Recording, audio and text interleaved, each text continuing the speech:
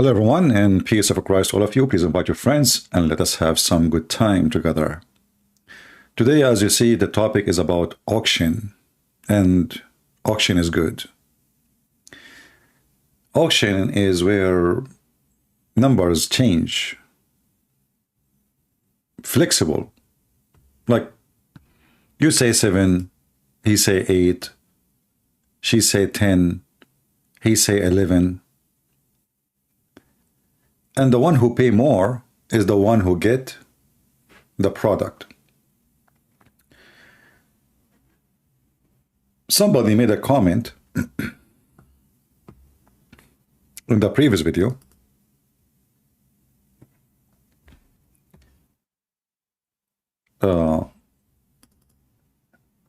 speaking about a certain hadith.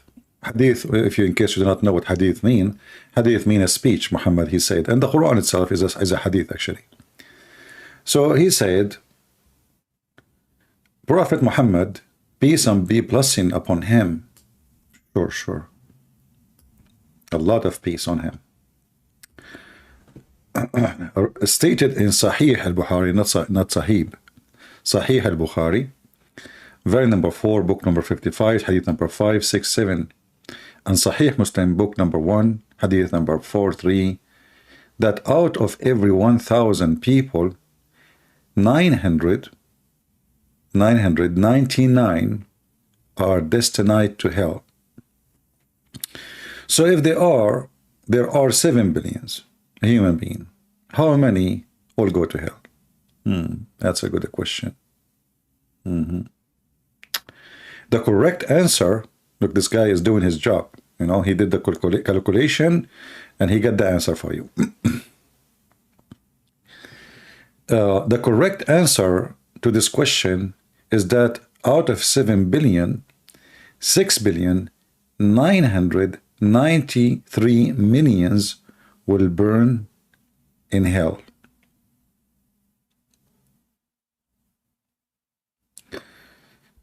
Oh boy. Let us go and see what the hadith is saying, so we can laugh together and see how people, they understand even what Muhammad is saying. Because Muhammad there, he was doing an auction, actually. Not only he said what he said, but, you know, people, they always, they don't give you the whole, let's say, the whole print. Let us go and see what Muhammad said. This is the hadith he mentioned. The Prophet of Allah, he said, you know, actually Muhammad, he said, this is many hadith, not only one, you know, the same, all the same. You know, Muhammad, he keeps speaking, repeating himself, and each time he said a story, he says something different.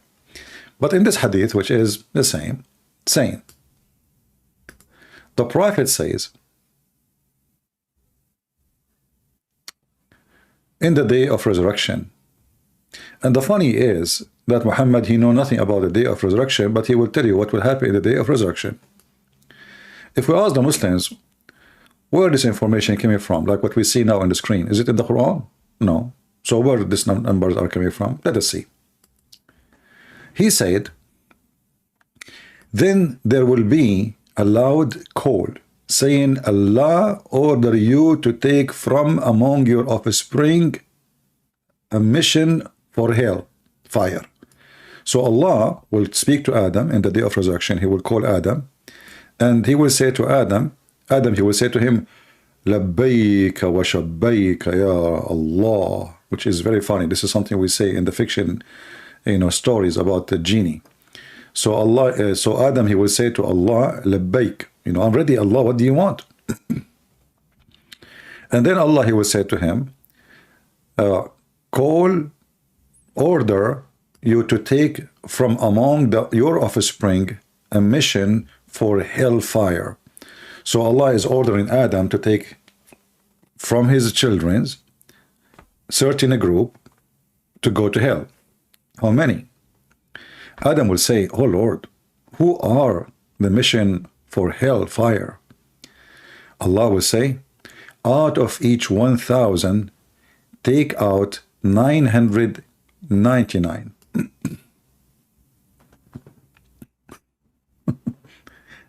And At the time, every pregnant woman, female, shall drop her load and have miscarriage, and the child will have a gray hair, and you shall see mankind as darkened state. Everybody, everybody will be black, supposedly. And they will be drunk. They are drunken. They will look like a drunk, drunken state. And some they will have gray hair, and then some they will have a black hair, as we will see later. And then you will see people like they are drunk, but they are not drunk, really, but something wrong with them. And you shall see mankind a drunken state, yet not a drunk, but severe will be the torment of Allah. And here they are saying to us 22:2.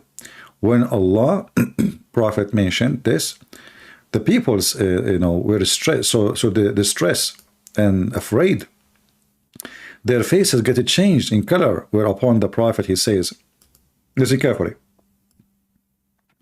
From among Gog and Magog, 999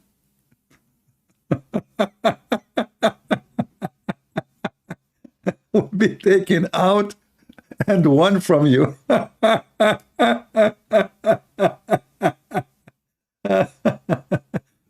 Here we need to stop. I mean, guys, anyone notice how stupid Muhammad is? Anyone notice a stupid mistake here? It's so clear, but I want to see who of you is so, like, his brain is really functioning so good. Who want to tell me what is a serious mistake in this story?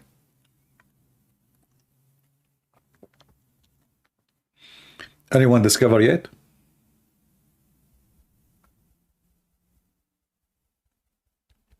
What is a serious mistake? Who want to tell me? I know there is a delay between my voice and the chat, so I will wait. 999? No. No. But we don't care for the number. Don't worry about the numbers now. There's something bigger than the numbers.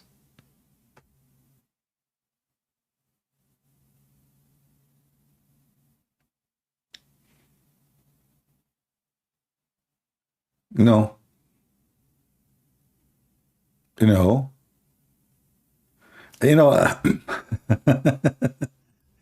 you guys are not good. You need too much training. All the answers I see, it's not really what. Somebody help me. Come on, come on. Who is the smart between you? Who is the special?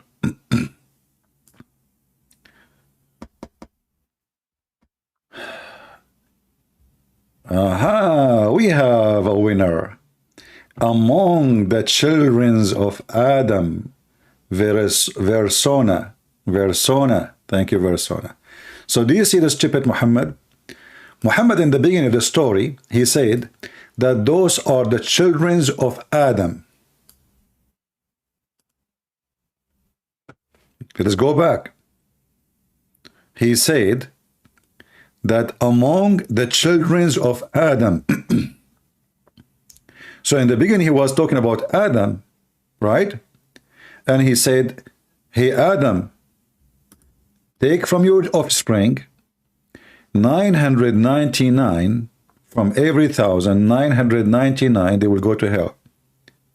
But Gog and Magog, they are not from the children of Adam.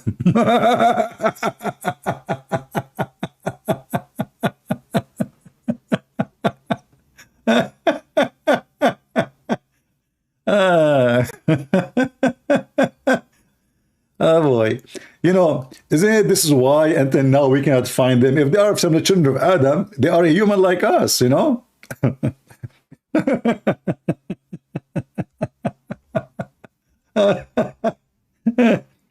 So when Muhammad, he said that, and he said like 900 from every 100, only one person will go to heaven. So those Muslims, they get so worried. Like, what the heck? That's mean, no. I mean, like, Okay, if we are now 2,000, that means only two of us will go to heaven. If from every 999, you know, that's mean there's nobody of us. I mean, who like, okay, Muhammad, he will go to heaven. His wife will go to heaven. Okay, that means we will not go to heaven. All of us, not even, 2,000. So who will go to heaven? There is a hadith, Muhammad, he said. Actually, in Ibn Kathir, in his book Al-Bidayah and Al-Nihaya, he said, the proof that the children of Gog and Magog, they are from the children of Adam, is what Muhammad said in this hadith.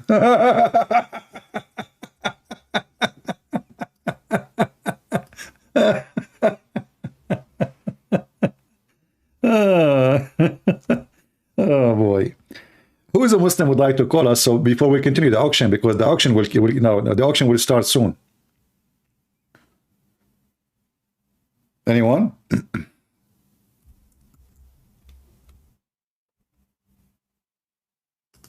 Who is a Muslim would like to join us to tell us who are the Gog and Magog? How they look like? Anyone even saw them? Do we have any Muhammadan?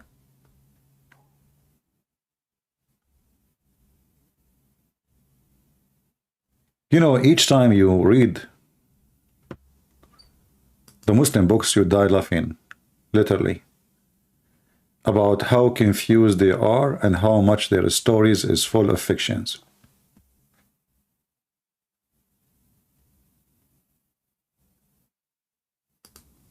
Who is a Muslim can tell us how Gog and Magog people look like? If you search right now in Google for Gog and Magog, you will see the Muslims themselves. They are, drawing them like beasts. They are not a human.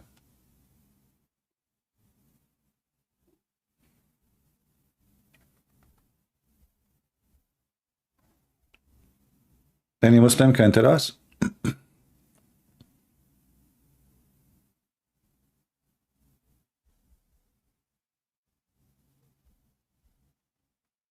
And if Gog and Magog, they are people from mankind, and Allah in the Quran, he says, for every nation, we send a messenger, and we don't punish people before we send them a messenger. Who was the prophet was sent to Gog and Magog?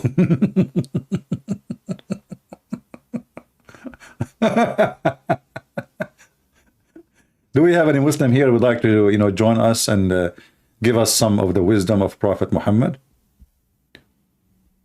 Anyone?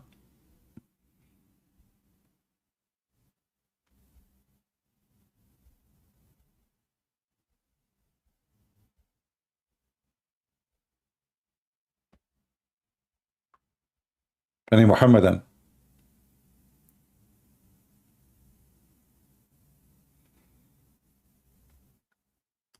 Nobody? Let me see Skype.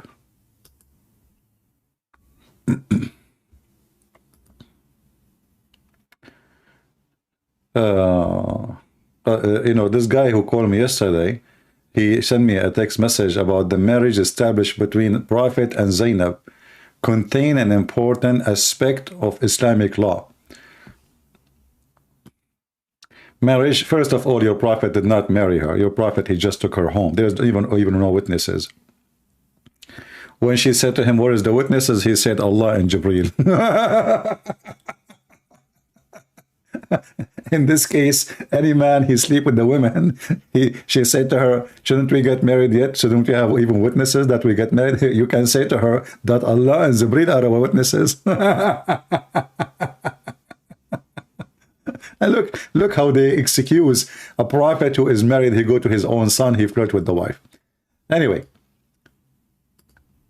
if you like to call us, he's welcome. Do we have any Muslim can call us and tell us, confirm to us how Gog and Magog people look like? Are they human? Who is a Muslim can confirm to us that Gog and Magog, they are human? Anyone? Nobody?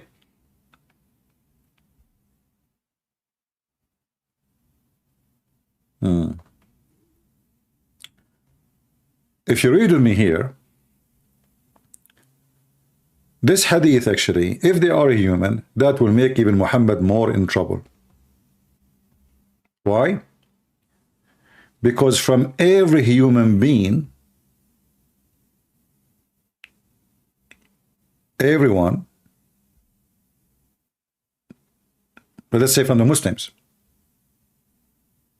there's one from the Muslims will go to hell, and there's 999 from Gog and Magog. That's me, none of us will go to hell. Only Muslims and Gog and Magog.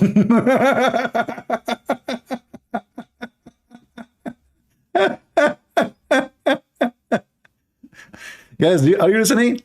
Listen, he said to Adam,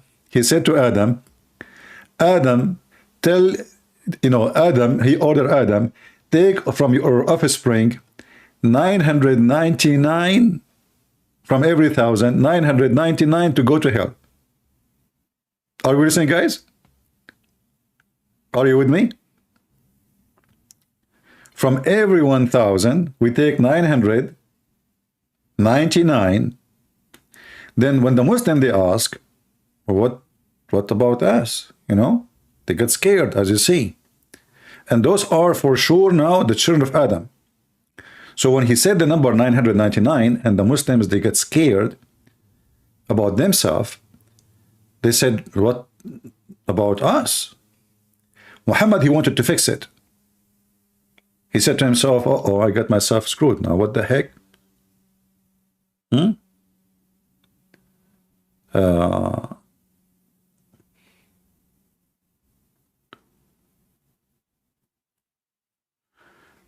So I want to fix it. So Muhammad suddenly, he jumped and he changed. And he made the 999. One of them is from the Muslims. And the rest is from Gog and Magog. Read carefully with me. Out of each 1,000, take out 999. And at that time, these things will happen. And then he continues saying, the Muslim, they got distressed. And they got afraid. And their faces, the color changed. They are terrified. And then the Prophet, he says, from Gog and Magog, 999 will be taken out, and one from you. Okay, hold on. But this is mean 1,000.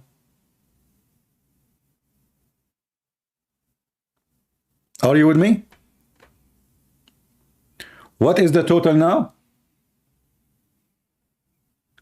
Guys, are you calculating with me? What is the total? Guys, focus with me. Focus with me. The guy who is asking about Arabic channel, block him. We have a topic here. If you are a stupid kid, just leave. Focus with me. Either you are here to come to learn or go.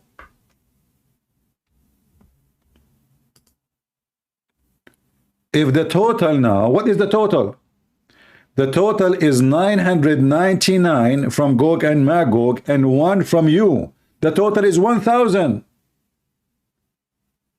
But here he just said, take from your offspring 999.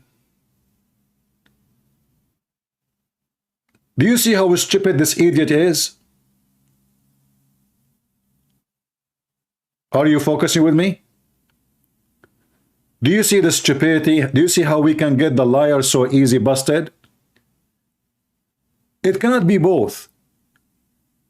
Take from your offspring, so those are for sure from the offspring of Adam. That's it.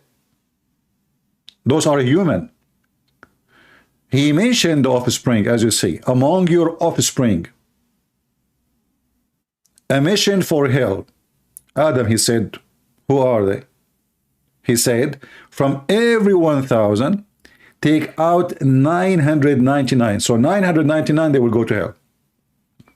And then Muhammad continue That's it. The number is 999. It's fixed. Continue saying at that time what will happen. When Adam, he take the 999. Women, she will have miscarriage. People will look like drunk, but they are not drunk, blah, blah. And then when the Muslim gets scared, they get distressed. And Muhammad, he noticed that. He noticed that he screwed up because now they think that 999 of the Muslims will go to hell. He wanted to fix it. So he said, from the people of Gog and Magog will be 999 and will be taken out and one from you. The total is 1,000.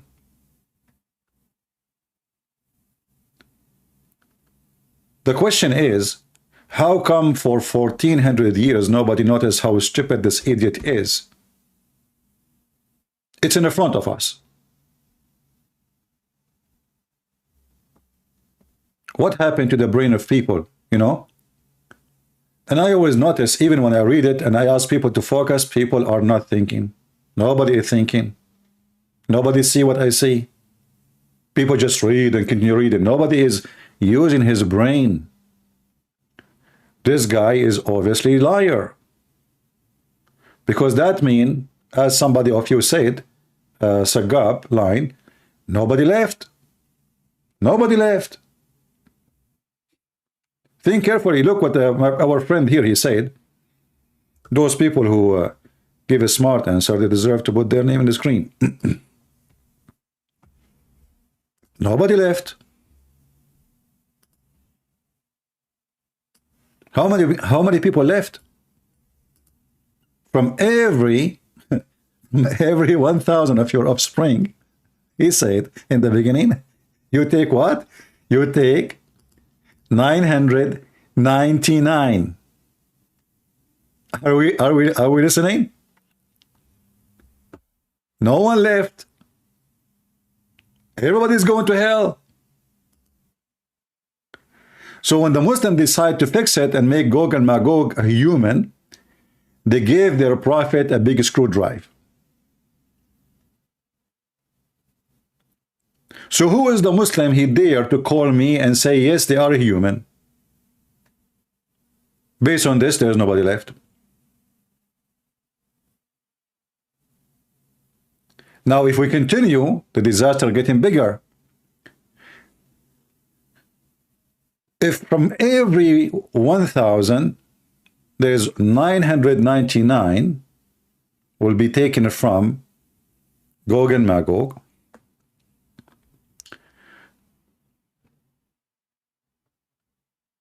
And Muhammad, he promised that anyone who believes in Allah, he will go to heaven. So what do you mean, one of you?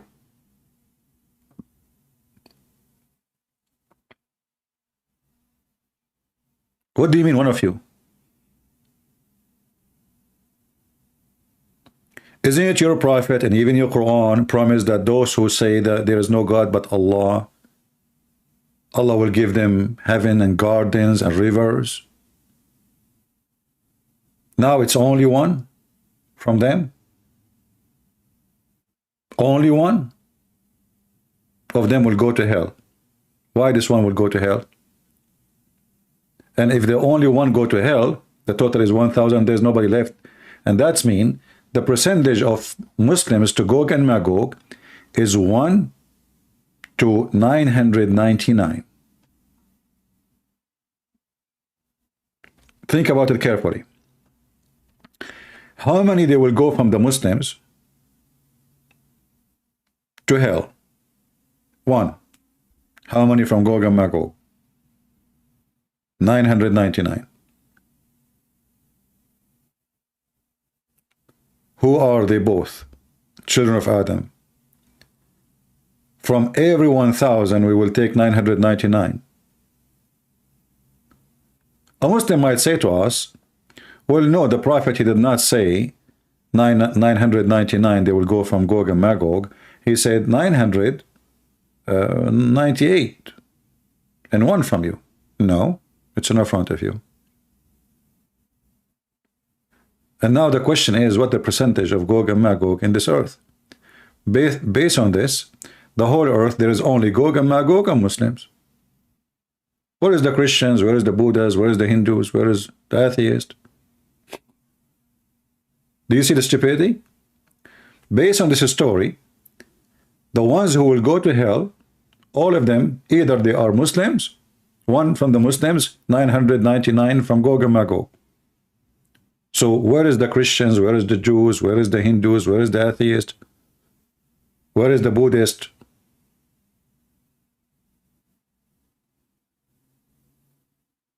This is really a prophet of God.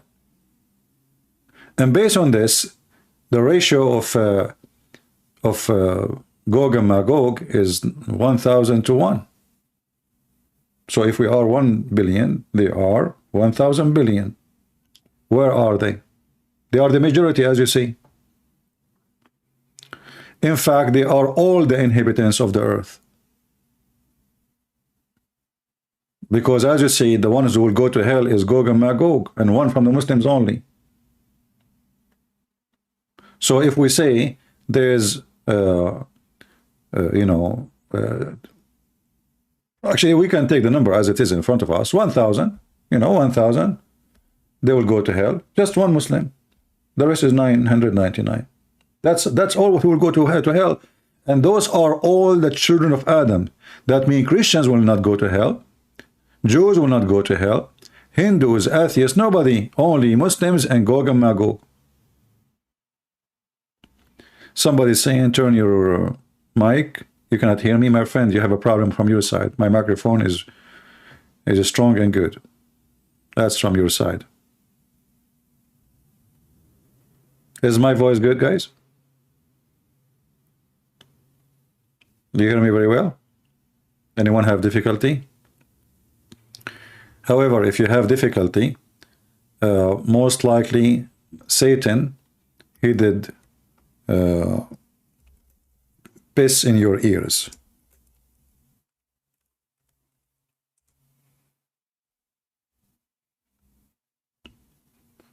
As you see here, the prophet he mentioned was made by the prophet PPUH, a man who slept through the night till the morning. The messenger of Allah, he said, the man in whose ears Satan urinated. And actually it makes sense, because if you look at your ears, they look like a toilet seat, especially the one in Singapore. So I think you need to check your ears, my friend. Shaitan, he used it as a toilet without paying you any fees. At least charge him. I mean, the guy, he pays there and you let him do it for free. When he get in, close your ears and tell him, I will not pay you unless you give me gold. He's Satan, he have money. Just use your trick. Wear a ring. If you are a woman, wear a ring. It says, you can pee here, or we are open 24 hours. Or put a sign says, free pissing. Satan, he get in, you will be like, you have to be sensitive. You have to be very sensitive. Like people who listen to me, they get upset from anything, see. When Shaitan, he get inside, he will start urinating, you will feel something warm in your ears. Come on, Shaitan, it's hot. He is boiling hot. Don't tell me you will not feel it. So when he start pissing in your ears, which is scientifically proven to be true, otherwise, where is the wax is coming from? This is from his poo-poo. Sometimes he poo, sometimes he pee. So depend in his, like, what he feel like doing. So going back to our conversation. So who is the Muslim? Where is the Muslim? Until now, there's nobody. There's nobody want to tell us what's happening. Let us see. Nobody. No Muslims is texting us. Nobody. And the funny is, this is Sahih Bukhari. Now let us go to the auction. As long as there's no Muslims, we can go back later. Then the Prophet, he wanted to fix what he just did. Because as you see, he scared the hell of the Abdul, right? As it says here, they get stressed and get scared. And then the Prophet, he says,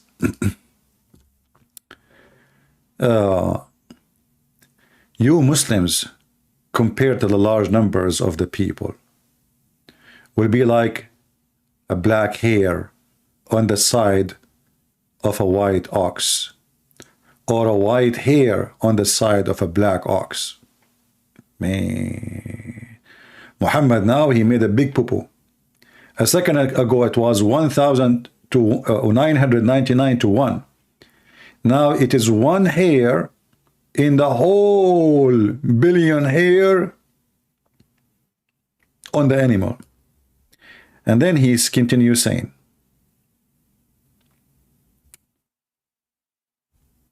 actually this hadith here, the Muslims here translation is not accurate. Let me show you this one here.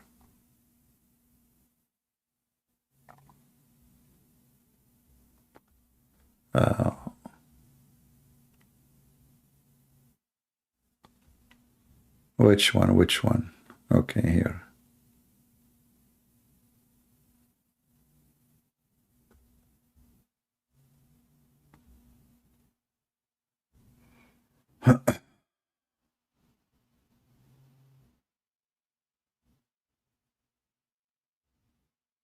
Let's see this one here.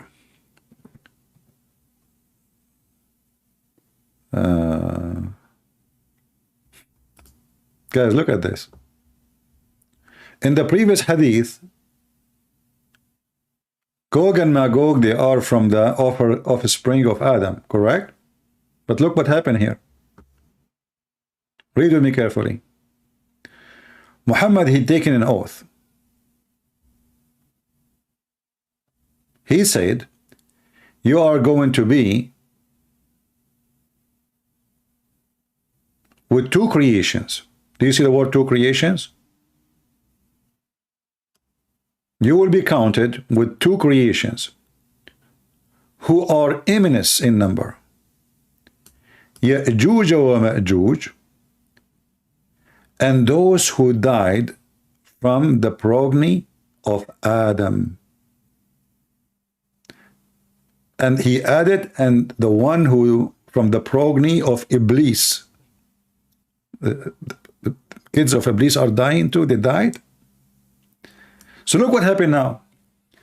Muhammad, not only he confirmed that Gog and Magog, they are not from the children of Adam, he claimed that there is a three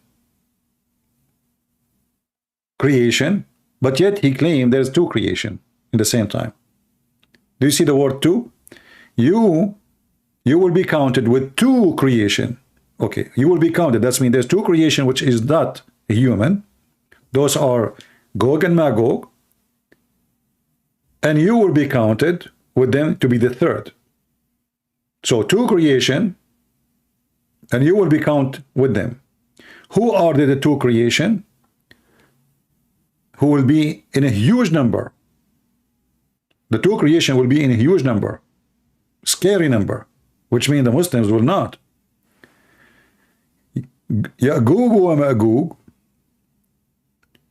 and those who have died among the progeny of Adam and the progeny of Iblis. But look what happened now. I mean, this guy is really so idiot. You just said you will be counted with two creation. Who do we be a huge number, and he count who they are, Gog and Magog, and those who have died among the children of Adam. So when Muhammad, he said to them, you, he don't mean those who died too. Remember, we are talking about the day of judgment, which means all of them, they will be dead anyway.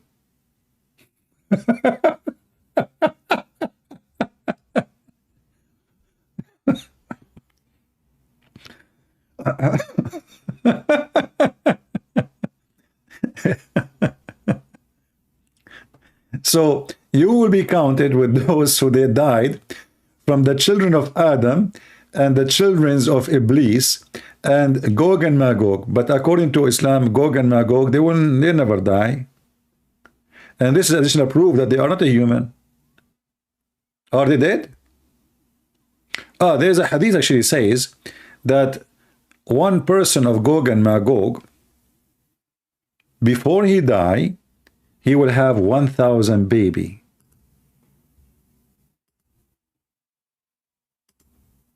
Baby.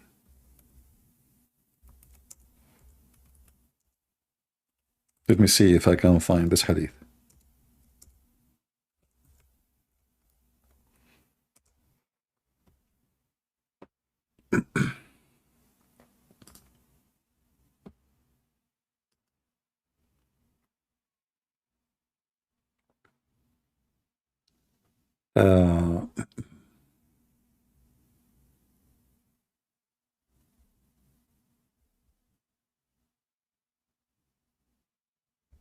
Let's see.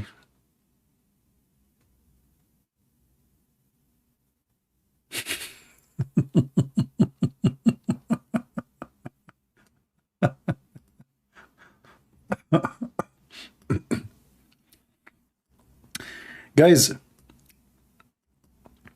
the people of Gog and Magog, they will go. There is a lake in Israel. Actually, it's called the Galilee, you know, sea or lake. So Gog and Magog, they will go there, and those Gog and Magog, they will drink the water of that lake. That's it. They walk by it, they drink it all, and this is why the lake will dry. Let us see.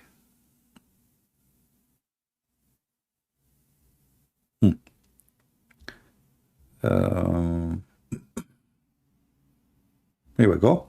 And then Allah, he will send Gog and Magog, they will emerge, and Allah describe swoop down from the around 2196 this Quran. At the first will they pass by the lake of Tabaraya, and they drink from it. Then the last of them will pass by it and will say, there was water here once.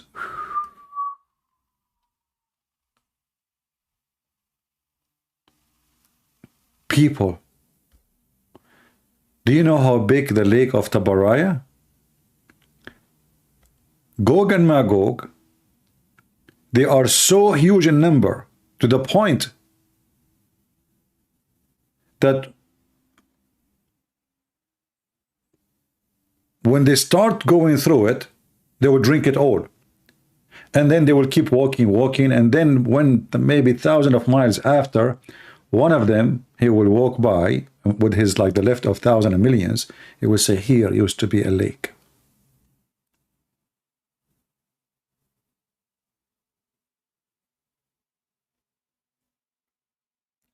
And then Allah, he will send birds. And those birds is going to carry them one by one and throw them from the high sky down to the earth.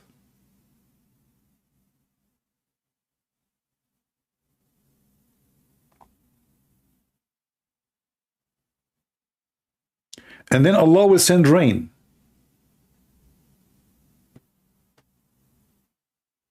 Allah will send rain.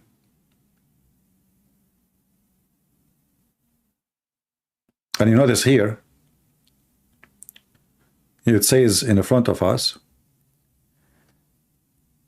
the Prophet of Allah, Isa, and his companion with him too,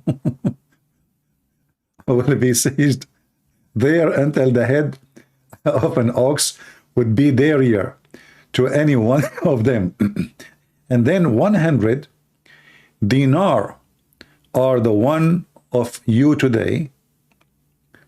Then the Prophet of Allah, Isa and his companion, will supplicate to Allah, and then Allah will send a warm birds their next in the next morning, and they will all die one by one. He will send them actually warm. He meant here like a virus or like in a disease or something, and all of them, they will die. All of them. The Prophet Isa and his companion will come down, and they will not find even a space of a head span that is free of their stench and blood. They will pray to Allah. He will send birds with their necks, like the necks of the Bactrian camels, which will pick them up and throw them wherever Allah wills. And then Allah will send rain, which will not leave any house of a clay or hair, and it will wash the earth until it leave it like a mirror.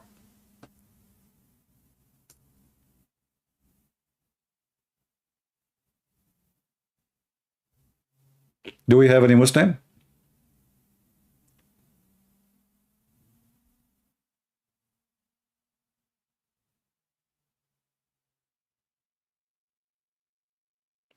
Any Muslim have a comment? So is Gog and Magog are a human or not a human? If Gog and Magog are going to take over the earth and they are the majority, where are they? But going back to our auction, because this is what we wanted to talk about. Let us go here.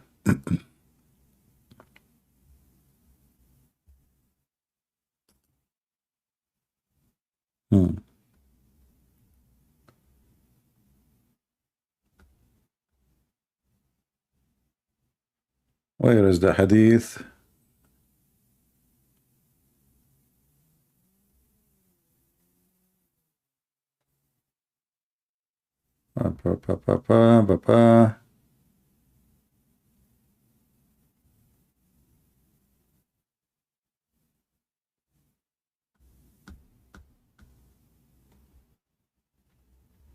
Give me a second.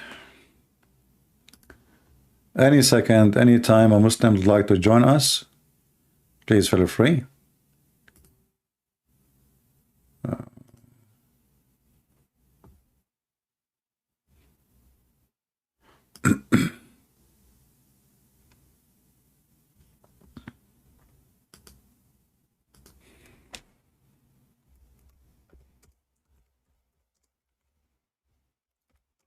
Muhammad, obviously, according to the Muslim stories, he negotiated with the Muslims about how many of them would like to be in heaven. And this is what the auction is about.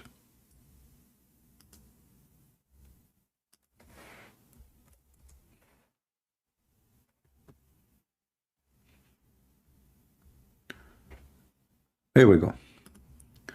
Read with me this hadith and laugh. While we were in the company of a prophet of Allah, in the tent he said, "Would you please to be 1/4 of people of paradise?"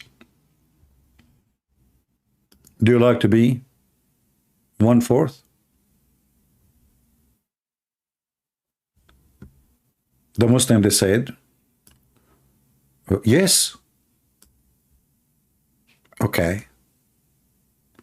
He said then, "Would you please to be 1/3 of the people of paradise?" We said, yes.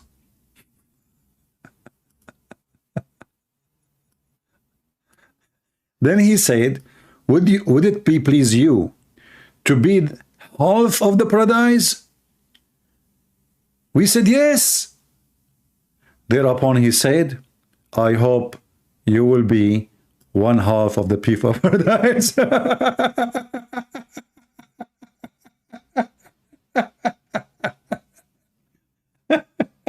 What the heck is that? Is that an auction? What do you like to be? Who want to be a quarter? Quarter? Quarter, who say yes? Who say yes? Yes, yes, Prophet, yes. Okay, quarter, say yes. How many? Okay, all of you. Now, who would like to be 1/3?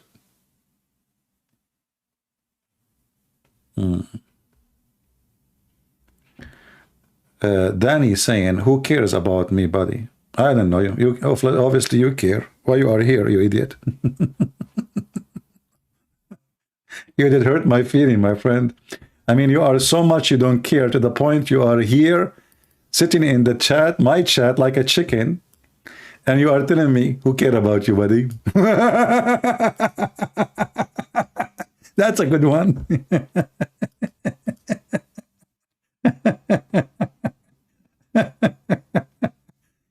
Who is Christian Prince? No care about you, buddy.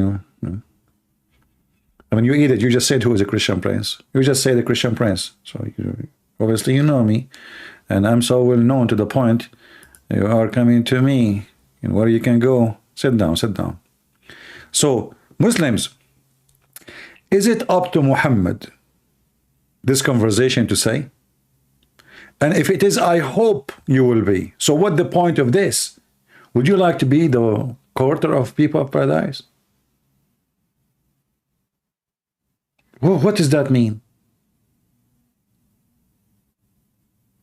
And how they will be quarter of people of paradise when they are all of them they are in the tent? He's speaking to a group of people, they are in the tent, which means they are not even maybe 7 or 10. How they will be the quarter of people of paradise?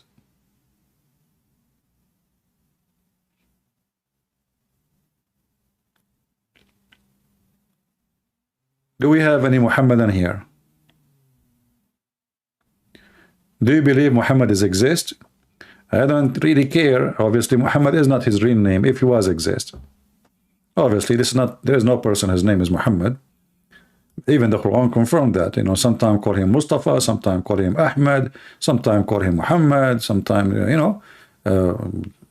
there's no way this is his name, because if his name is, the name will be fixed, will not be changing. The name is a name, you don't change it.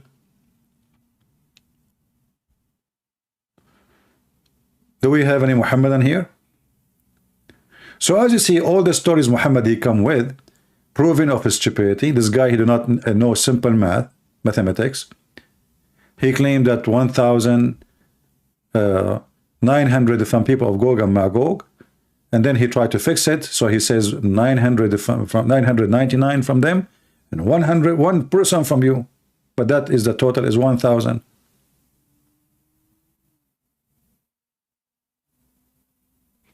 Danny, I will not last with you, my friend. You are so strong.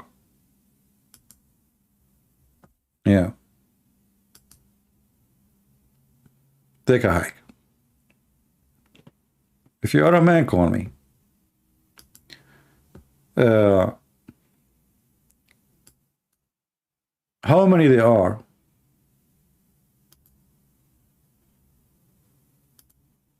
What is the total? How this is can be, how the Muslims don't have, I mean, why not a single one ask himself, how in the world such a mistake can be true?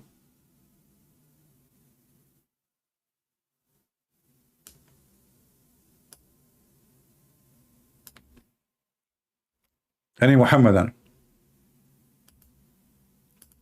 How in the world you Muslims believe in such a madness? Don't you know how to calculate numbers?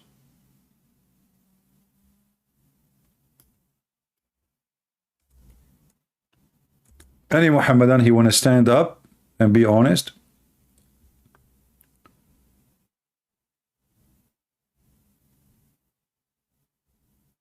And call us and calculate the numbers?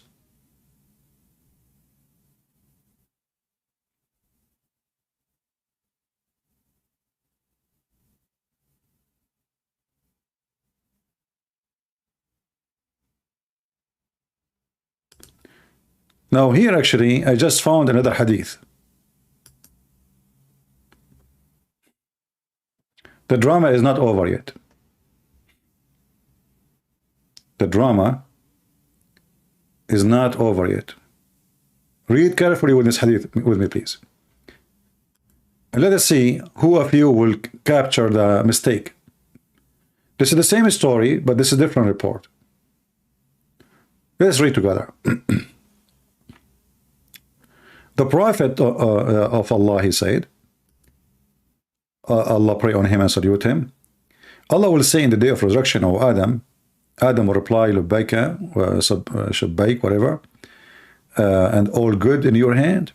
Allah will say, bring out of the fire the people of the fire. Adam will say, oh Allah, how many the people of the fire? Allah will reply, says, from every 1,000, take out 999. So what is the first number we got now? The same as the previous one, 999.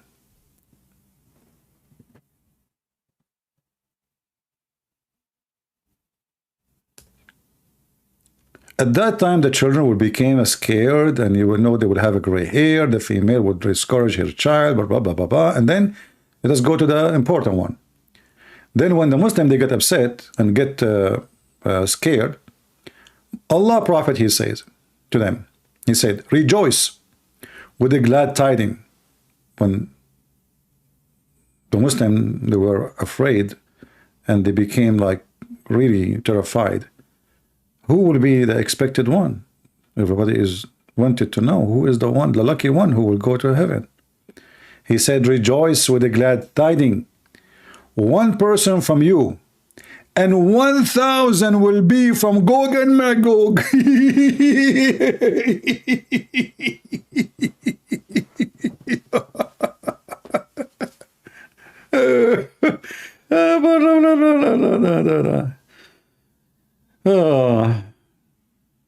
Muslims, how a second ago he said, from every 1,999 they will go to hell. Guys, read carefully with me. From every 1,000, how many? Read with me carefully. From every 1,000, take out 999. Okay, wonderful. That is the same number as the previous hadith now. In the beginning. Then, Muhammad, he wanted the Muslim to fix it. Muhammad, he noticed that he messed up. He really messed up. So now he want to fix it. So he said, rejoice, rejoice, okay? With the glad tidings. One person will be from you, and 1,000 will be from Gog and Magog.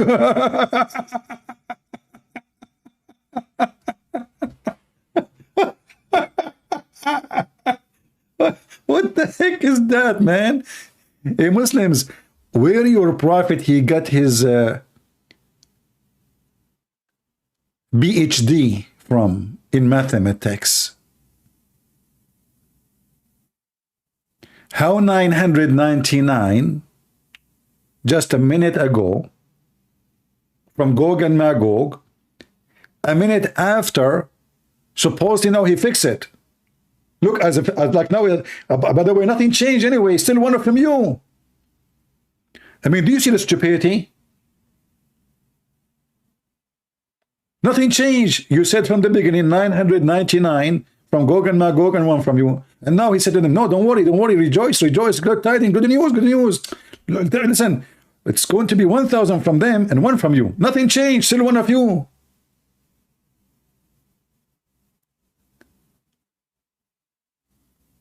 And how it was 999 a second ago, and now it is 1,000. Who is a Muhammad and have anything to say?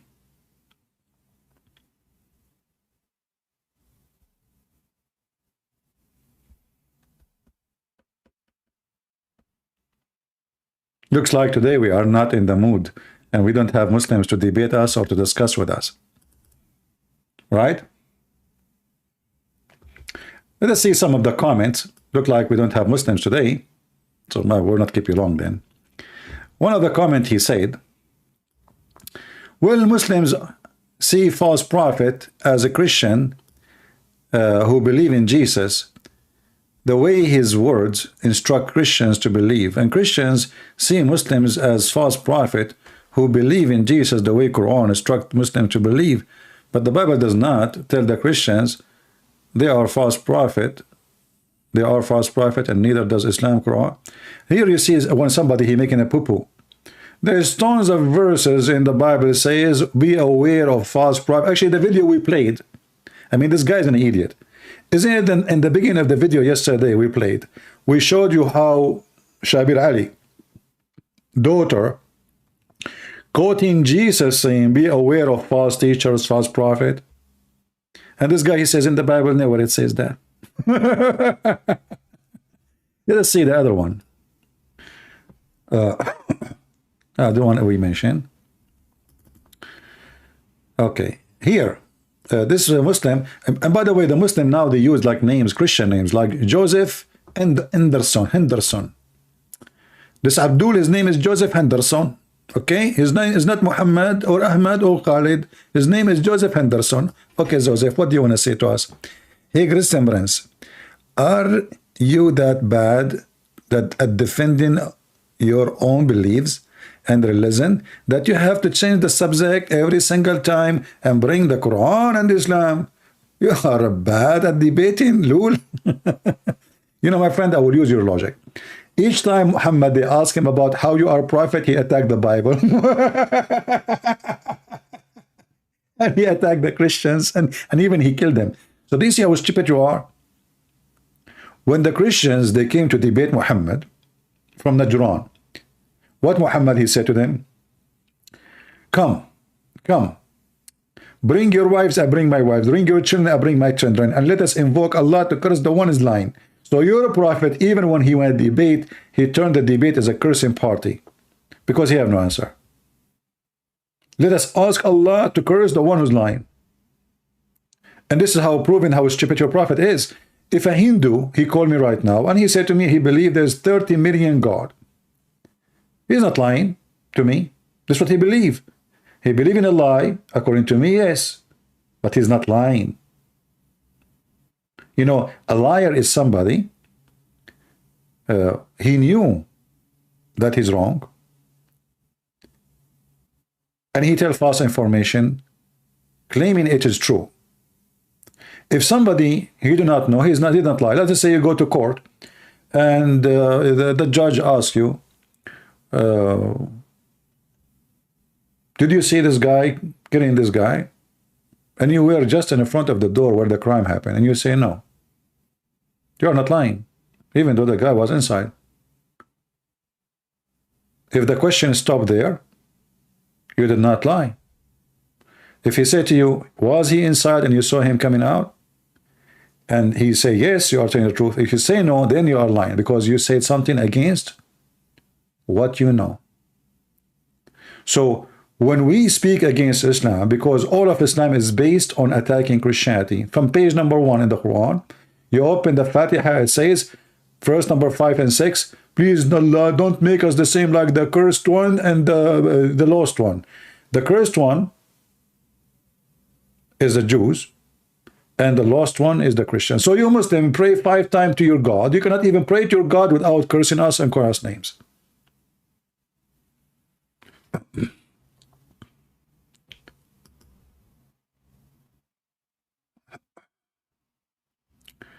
What do you think about Muhammad making fun of Khadija? Well, she is dying. He got her money now. You know, and he said to her, and look how rude when he said to her, send my greeting to you, you know, in Arabic, dara'ir. Dara'ir, which mean like my wives, like, you know, the women who they are against you in the competition with them one man. This is what dara'ir mean. Like when a woman, many women marry one man, the one wife, all the rest of the wives will be to her called dara'ir, which means the one who do harm. So he said to her, tell the one who do harms, send my greeting to them in heaven. She said, when you get married beside me. He said, Allah, he promised me Mary and the wife of the Pharaoh and the sister of Moses. Or Mary is the sister of Moses, according to Muhammad anyway. Do we have any Muslim to tell us why Muhammad is so bad in everything? In his numbers, in his calculation, in his story. I mean, this guy, he cannot keep his mouth shut and he cannot make the story right in the same moment. Here he say 999 and then he says from them is going to be 1,000.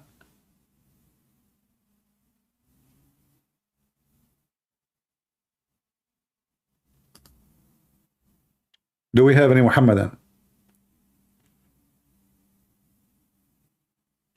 Today we are not lucky, we don't have Muhammadan, and even the number are not too many. Yeah, I don't know why. Maybe you are here in the wrong time. And one of you, he sent me a message. He said, Christian Prince, I saw your argument with the Jehovah's Witnesses.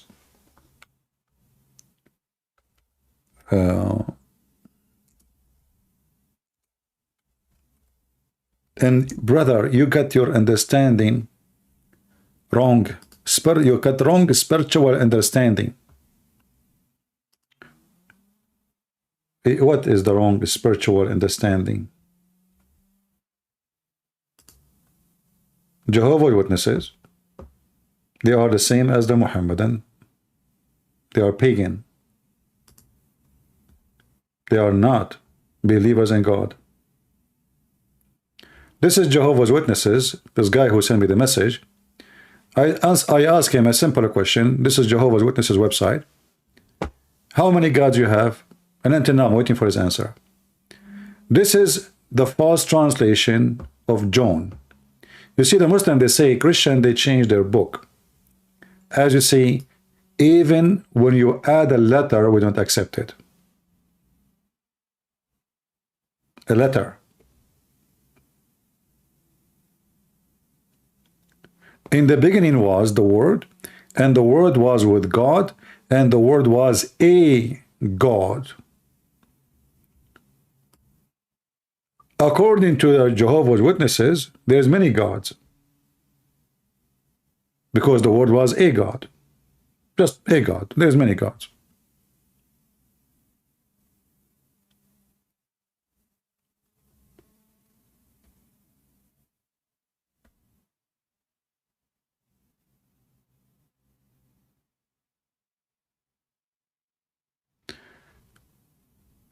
This is the translation, or sorry, the explanation of Jehovah's Witnesses. The scripture revealed details about Jesus Christ's life before he came to earth as a human.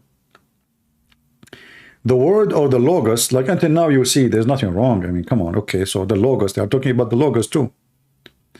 Used to as a title, the title, the word, apparently describe Jesus' role communicating God's commands and instruction to others. Jesus continued to make God's words during his ministry on earth after he returned to heaven. So who is Jesus now? I mean, you see here how stupid this cult is. If you are saying that Jesus is the one who carried the commands of God, and then in the beginning you say that the Word was a God. So which God is carrying the command of which God? How many gods do you Jehovah's Witnesses have?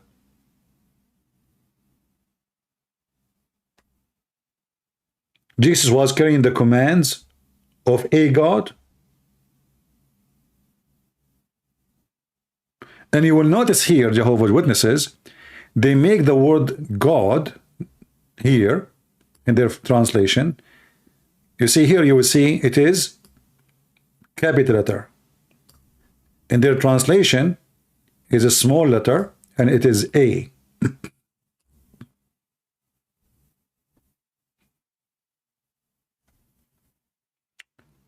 So there is, according to them, Jesus as the Word of God or the Logos is just someone carrying the command of God. And later they will tell us that he is an angel. And then if you ask Jehovah's Witnesses, well, is he an angel or is God?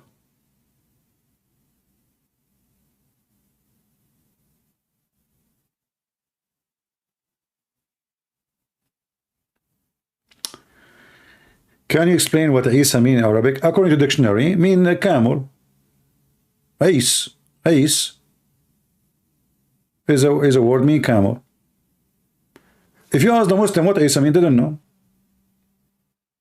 They claim, you see the Muslims, they claim that Like Muhammad is a prophet of Allah, and he have a knowledge which nobody have.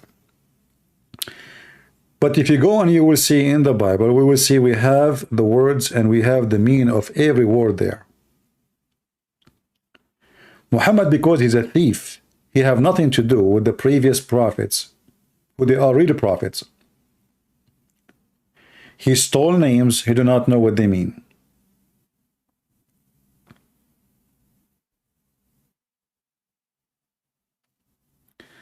Can you share the word in Arabic? What do you mean, Isa?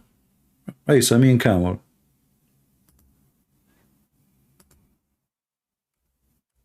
I don't know, what do you mean share the word in Arabic?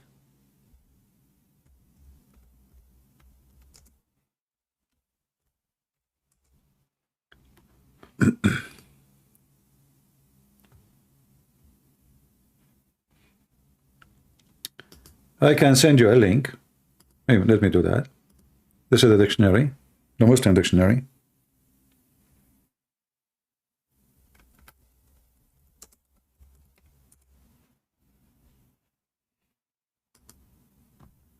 I need to shorten the link because the title have Arabic and Google will not let it go, will make it so big.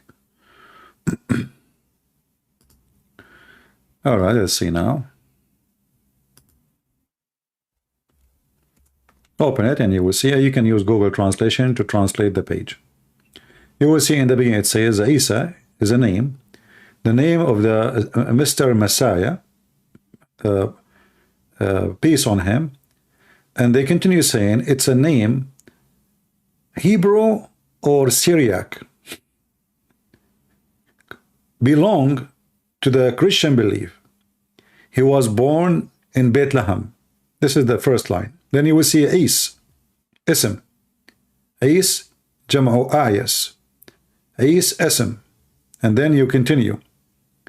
Number 1, number 3, number etc.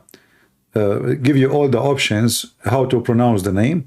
And in number 4 it says Jam'u Ayas wa Isa Ibalun Bid, like camels, which is white, and her whiteness mixed with some blonde, and it is from the like expensive camels.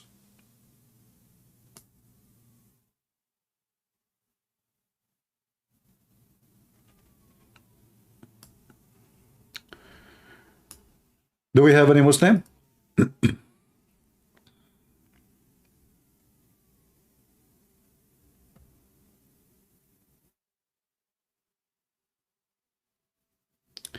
Somebody saying Isa comes from the Syriac word Isha.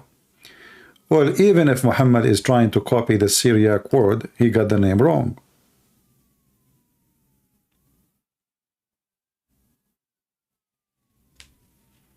The name of Jesus is Yeshua,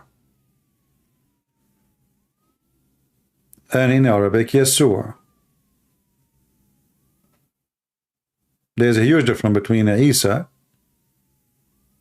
and Esau and Yeshua or Yeshua.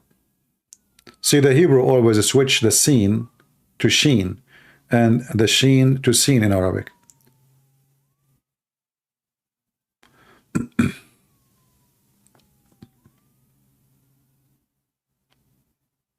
The important for us about the names the Muslims they have, none of the Muslim can tell us what the word mean. Like if we ask the Muslim what the word Messiah mean,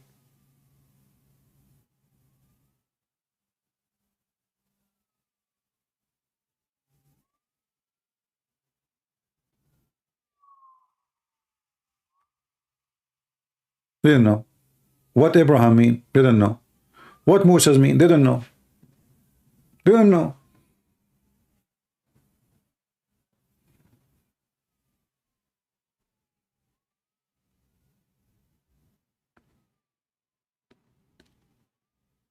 Do we have any Muhammadan?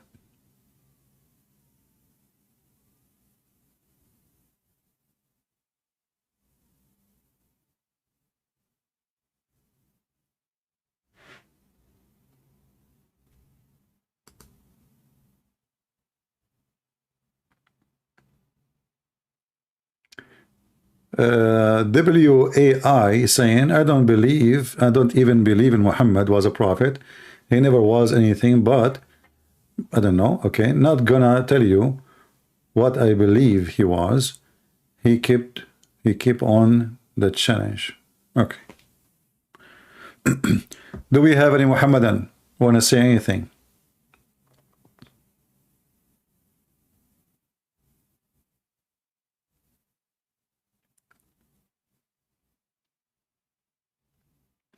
You know, you can ask any Muslim, as long the first man, his name is Adam. What Adam mean?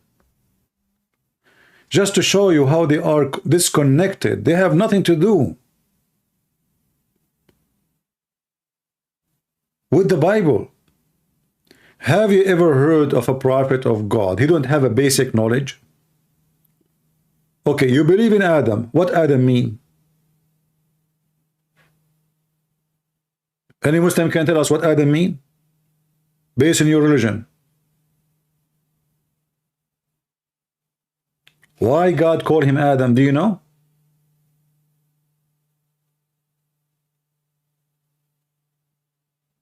We don't know.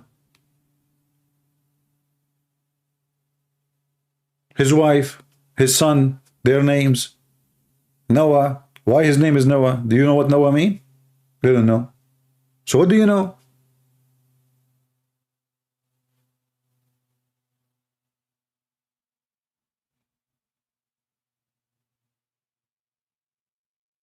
What exactly your prophet he knew? What he brought to you?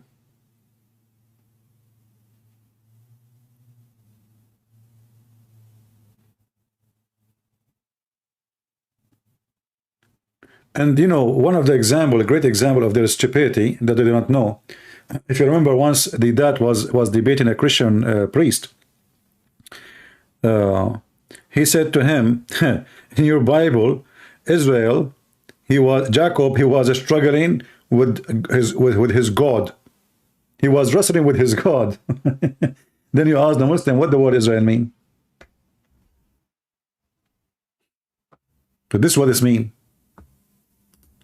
So how you make fun of what is the story is saying, and then suddenly Jacob, his name became Israel in the Quran.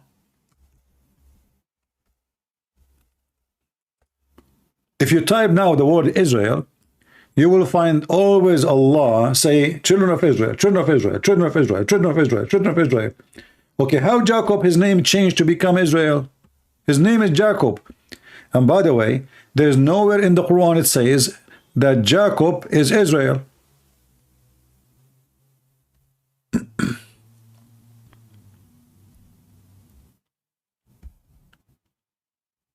How the Muslims will know now, based on the Quran, that Israel is Jacob and Jacob is Israel? Anyone can tell us?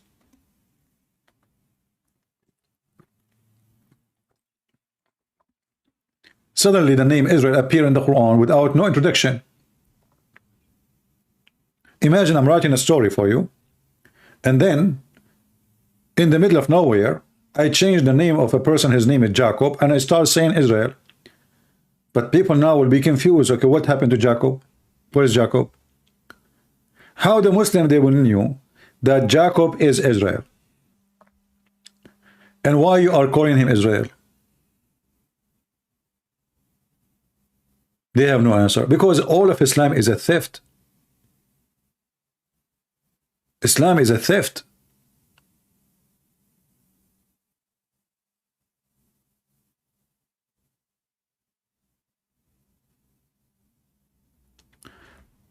According to the Quran,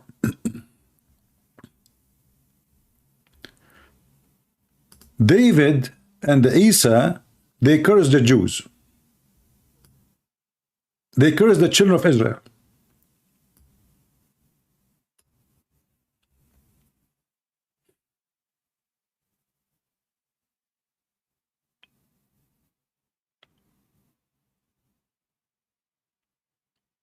If I ask the Muslim now, okay, David and Isa, they curse the children of Israel.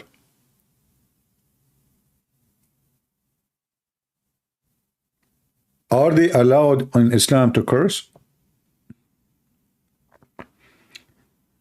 Isn't it in Islam only Allah he curse?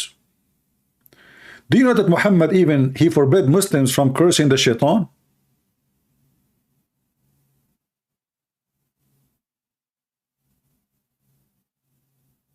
What's wrong with this God? You cannot curse the shaitan, but you can curse the Jews?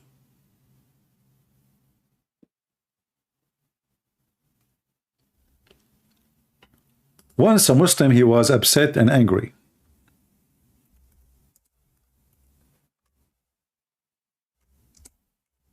So he said bad word to shaitan. Muhammad, he said, let me find the hadith. Don't curse the shaitan.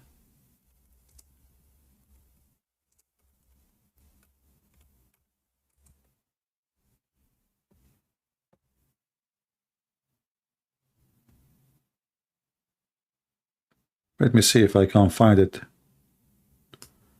in English. I searched here, I cannot find it here. Let us see. Yeah, it cannot be found here in this website. But we can find it.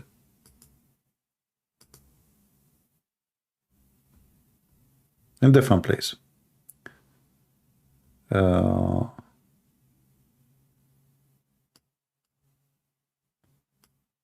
Let us see.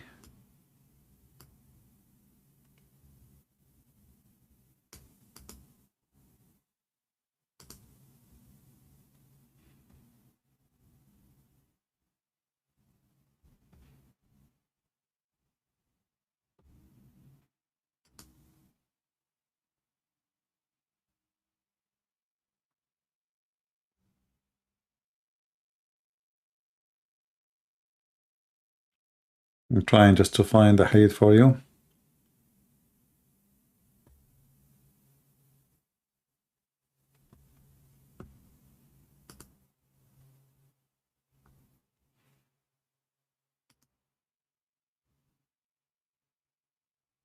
See, this is why, like in English, you will find limited number of hadith.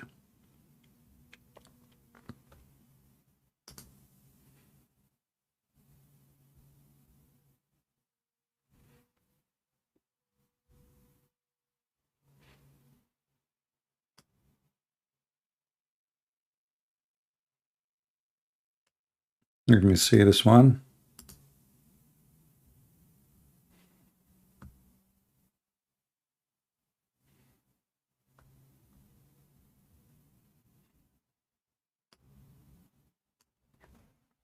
Okay, well, we will use Google Translation because I did not find it in English. But maybe you can search it yourself.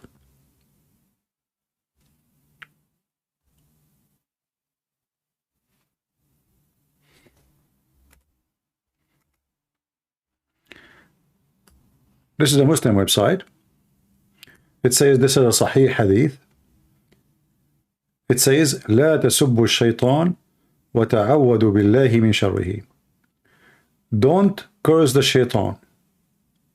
Don't curse the shaitan. But seek refuge by Allah from him. Okay. Why I cannot curse the shaitan, but Isa and David, they cursed the Jews. They cursed all the children of Israel, not only the Jews.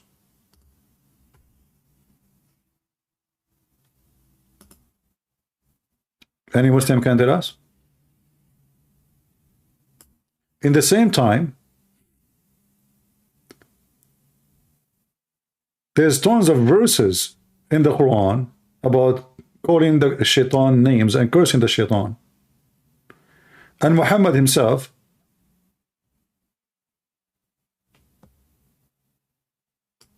he cursed the shaitan, supposedly. So how he said to his people, don't curse the shaitan, and he himself, he called the shaitan names?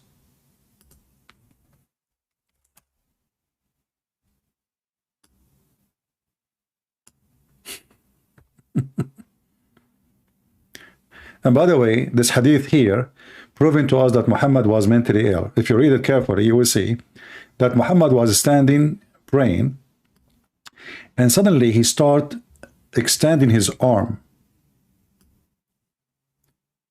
as if he's trying to catch something on the air. But there's the Muslims around him, they didn't see anything. Read carefully. The Messenger of Allah stood praying, and we heard him say, I seek refuge with Allah from you.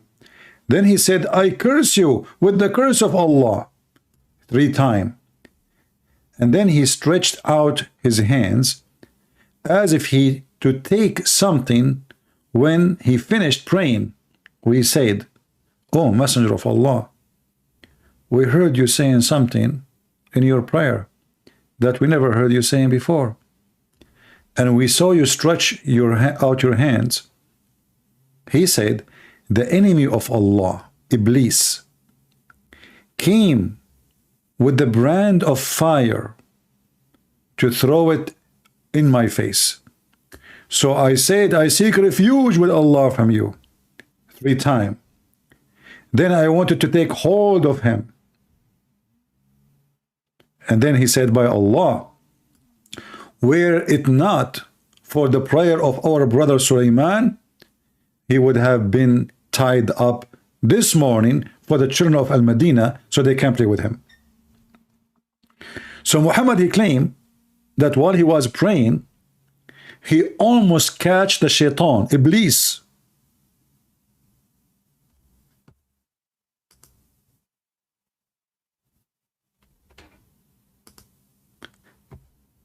And he wanted to tie him up so the people of Medina, they will see him and they will play with him, the children.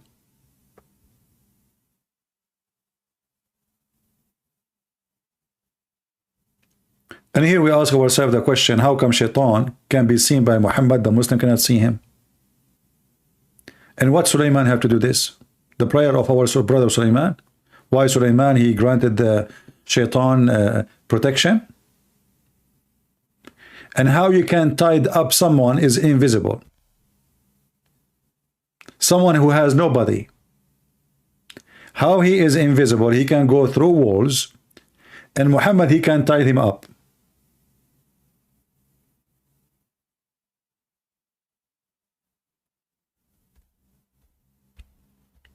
Any Muhammadan? Obviously, Muhammad here is a mentally ill person, and he is seeing things nobody see. And this is totally contradict everything about Satan. Who can arrest Satan? Remember, this is Iblis. Iblis is not just a Satan. According to Muslims, Iblis is the king of Satans. He is the father of all Satans. How you can catch him?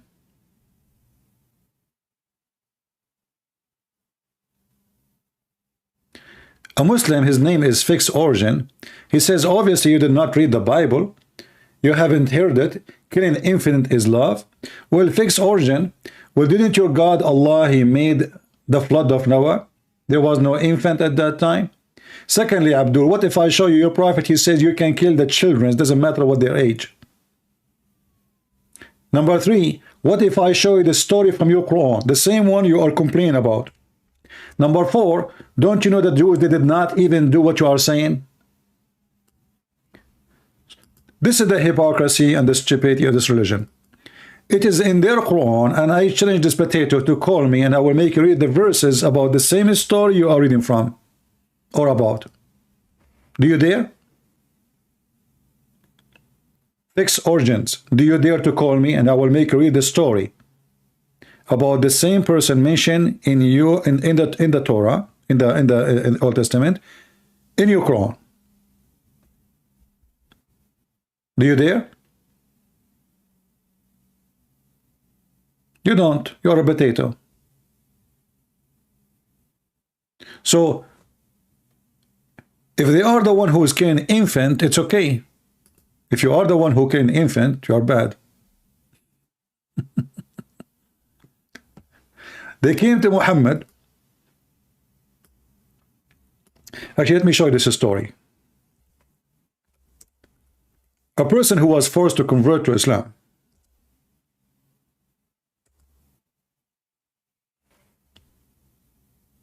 Muhammad, he killed all the children of the Jews who have little hair around their private part, and the rest they take them as slaves. Read it. They make everybody go naked, all the children's.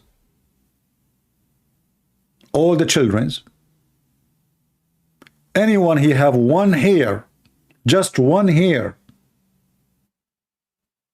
in his private part area, they slaughter him.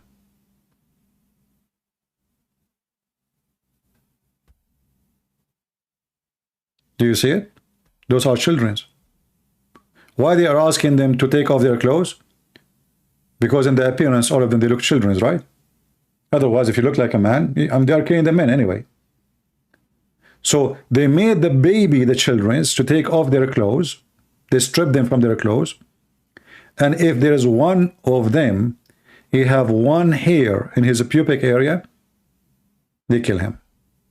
And this guy here, who had been forced to become a Muslim now, he became a slave of the Muslims, he is explained why he was not killed, how he survived this massacre.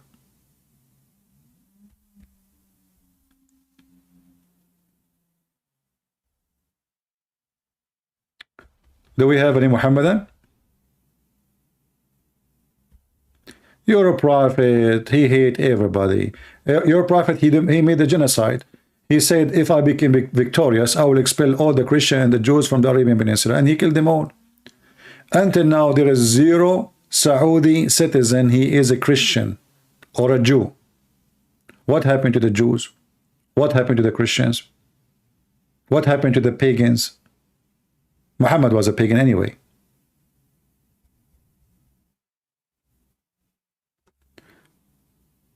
Muslims mean they are adult. Okay. Guys, if a child, he is 9 years old, he have hair around his pubic area, he is adult.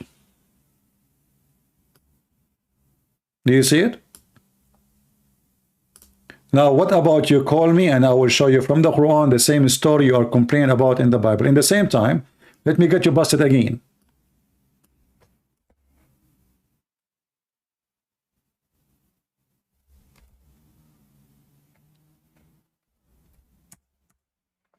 They came to Muhammad and they said, we are killing their children's.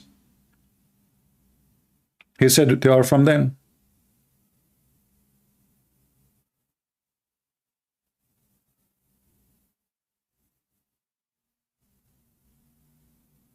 So what? We are killing the children's of the pagans. He said, so what?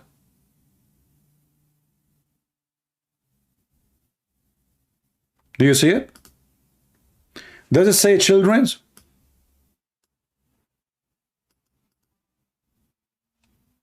This is in front of you. Are you there, Mr. Fix Origin? They asked the Prophet that when we attacking them, we kill the women and we kill children of the polytheist. He said they are from them. Are you there? And this is Sahih. Now he will play dead.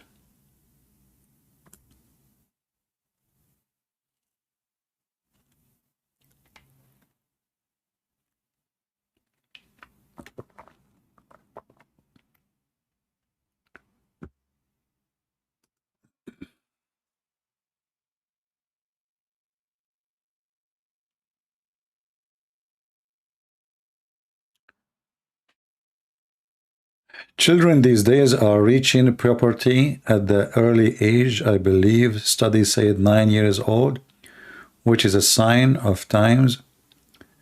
According to Nicholas, children, they reach property at the age of 9. Well, if this is the case, let us see how your son, he can have sex at the age of 9 then. Very funny, very stupid statement.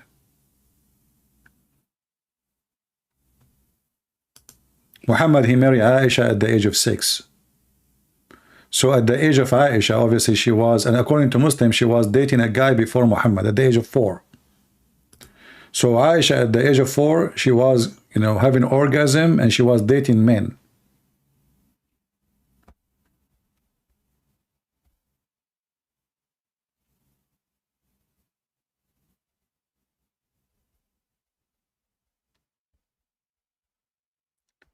Do we have any brave Muslim?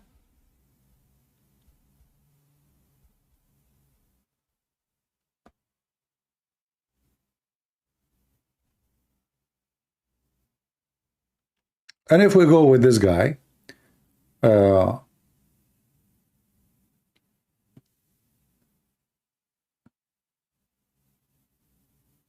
I have a child, I prefer 1,000 times to be killed, not to be taken as sex slave by ISIS. Which one is better?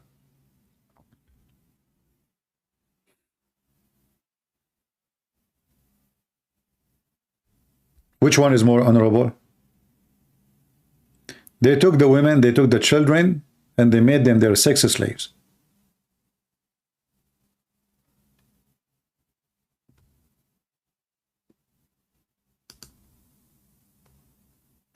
Fixed origin. Well, I'm showing you in the screen. And what about you call me and I will show you how your prophet, he killed women, and not only he killed them, he tortured them. As an example, the story of Qurfa. Qurfa is more than 86 years old. Muhammad, he cut her 2 pieces by tying her legs between 2 camels. Do you dare to debate me and to argue? Fixed origins? Is it true? And I can show you the story from your very official Islamic websites, very official hadith. Do you dare?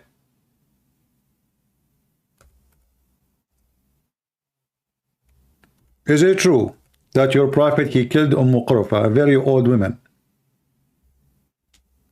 by tying her legs between 2 camels, and he split her 2 pieces when she is alive? You say that the prophet, he forbid killing women, and I'm showing you in front of you on the screen, you idiot, and this is Sahih Muslim. You are saying to me, read Sahih Muslim. Isn't this a Sahih Muslim too?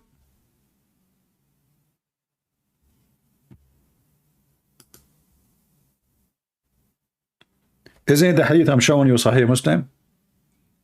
Are you saying to me, you Muslims believe that your prophet, he forbid you from killing women, and he ordered you to kill women at the same time?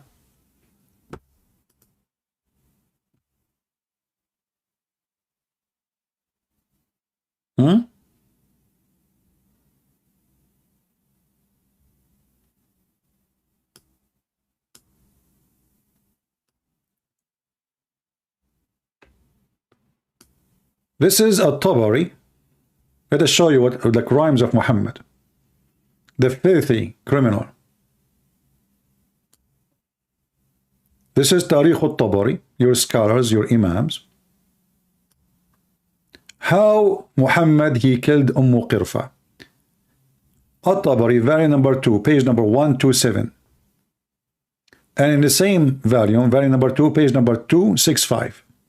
And in the book of At-Tabaqat al-Kubra, volume number 2, page number 90. In the book of Tariq al-Yaqubi, volume number 2, page number 71. Use Google translation. How Muhammad, he killed this woman. Read carefully. He killed her violently.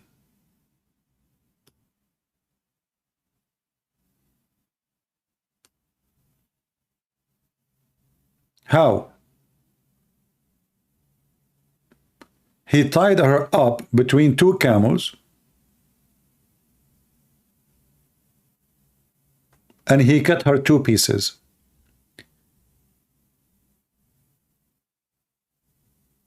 Do you see the reference?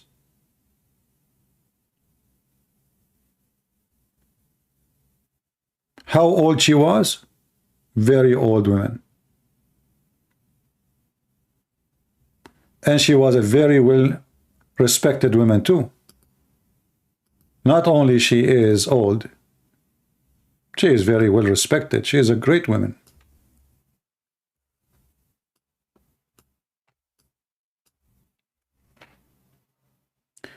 What about Abu Akif?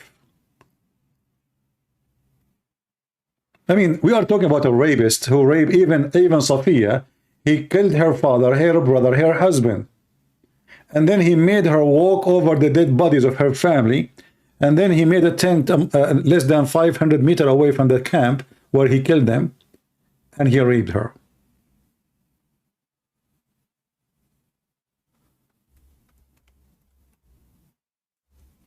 How Muhammad he killed Qarfa?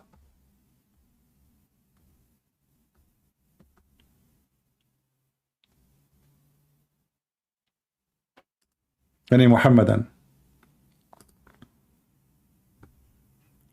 Big mouth.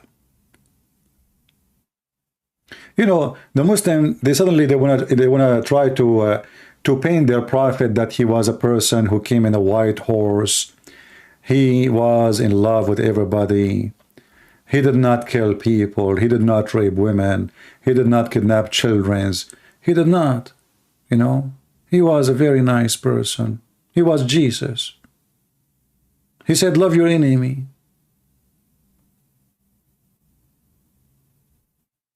Love your enemy.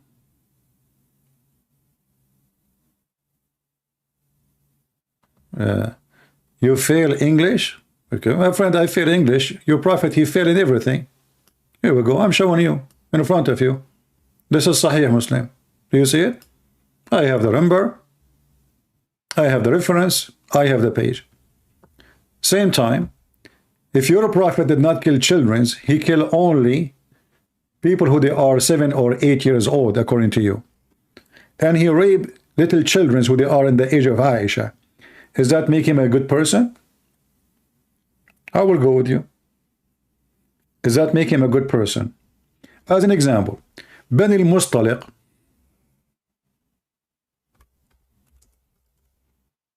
they did not do anything to Muhammad. What he did? He attacked them when they are headless. Read it. What he did? He killed their fighting men. He took all the women and children as captive. So now your prophet is a good guy. And the reason he don't kill the children mostly is to make them the slaves. He took them as captive. They are property business. The ones who they are pretty, they will rape her. And the one who is ugly, they will make her a cook. And the one who is a boy, they will make him a servant. Read it. Abu Abdullah, he said, from Ibn Umar, that the Prophet attacked Bani al-Mustaliq, attacking their camels. He killed the fighting men, but let's see how he killed them. Why he killed them? What those people did?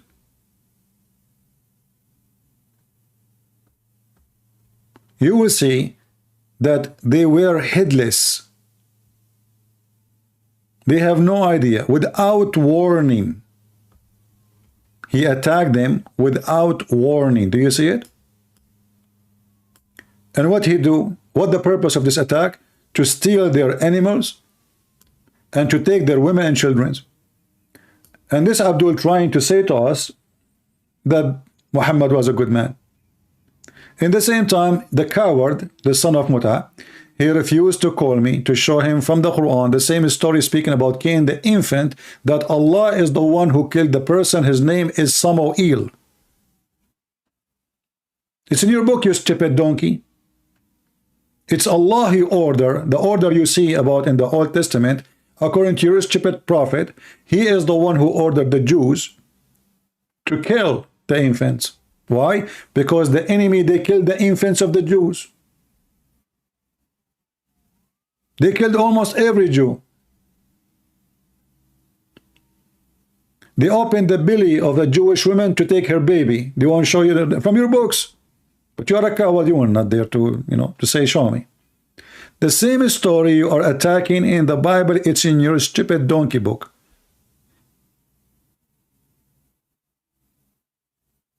And now he will play dead. You see those stories, they attack Christians with them because the Christians, they do not know, that this is the same story as in the Quran. It's in his book.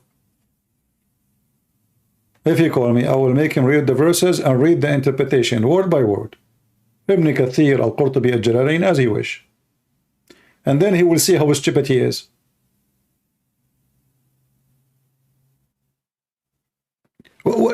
Fixed origin, why you don't call me to talk about Cain infant?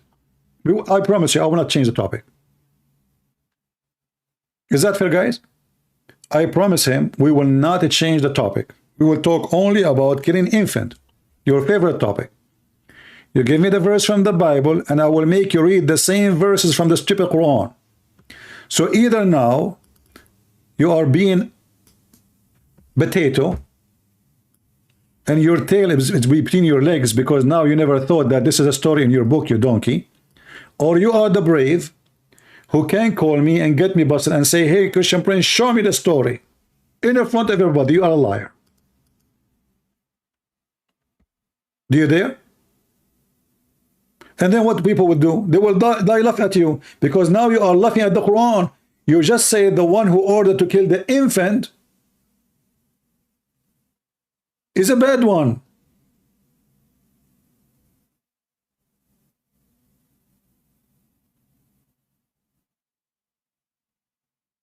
What you will do? Show me your face? Oh, okay, well, she is a girl. She is horny. I always receive emails from Muslim women saying, I received once an email from a Muslim woman. She said, so what if your voice is so sexy? I hate you, I hate you, I hate you. And I was wondering how much hate in that email. Just get lost. I never heard of somebody hate me that much. So what if your voice is so sexy? I hate you, I hate you, I hate you, okay? Don't bring your wife here to listen to me in Fixed Origin. Oh, actually, you are a female. You want to see my face.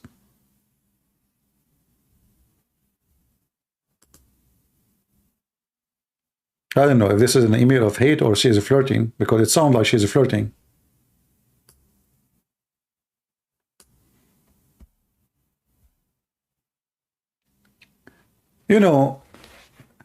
Like as somebody say in the chat, breastfeeding invite. They have a prophet who raped, killed children, women, old, adult, very old women. He allowed women to do breastfeeding for adult. He practiced muta marriage. A woman, she can rent her private part for 15 minutes, 20 minutes, 1 day, 2 days, 3 days. He go after a child, he marry her at the age of 6. He go to the house of his own son and he flirt with the wife when the husband is not there. He made a verse says that Allah, he told him to have his own son wife. He made verses says any believing woman, she can give herself to the prophet, so the prophet, he can F her. He made verses to attack the Christian and the Jews, to kill them and take their money if they want to live. And then he is coming here to play guilty, to play victim. And not only that, you idiot, isn't it your prophet who said, I believe in thee and the one who sent thee? So when your prophet, he took an oath in the Old Testament, was he swearing in the story you mentioned? When the Quran says مُصَدِّقًا لِمَا مَعَهُمْ, agreeing in what they have with them, was the Quran agreeing with their stories in their Bible too, or no? Huh? Do you see what do you see in the Quran? This is your Quran, confirming what is with you. Do you see it? Muhammad, he left nothing left. Torah, Injil, Gospel, whatever. And believe in what I have sent down, between two brackets, the Quran. confirming that which is with you. So you're a stupid God, he confirmed what is with us, and you make fun of it?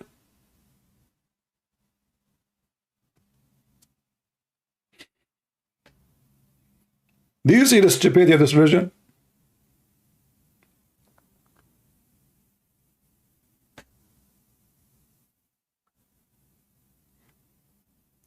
No, believing women, they will like me more if I speak like Zakarnai.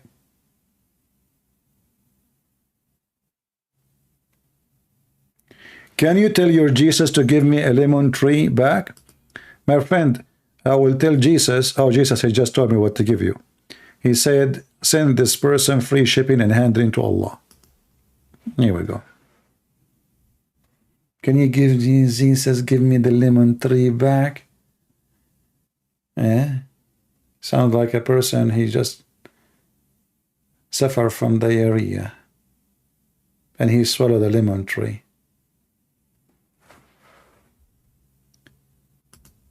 Is that your book?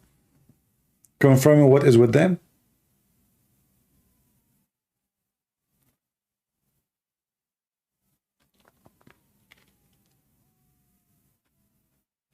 Anyone?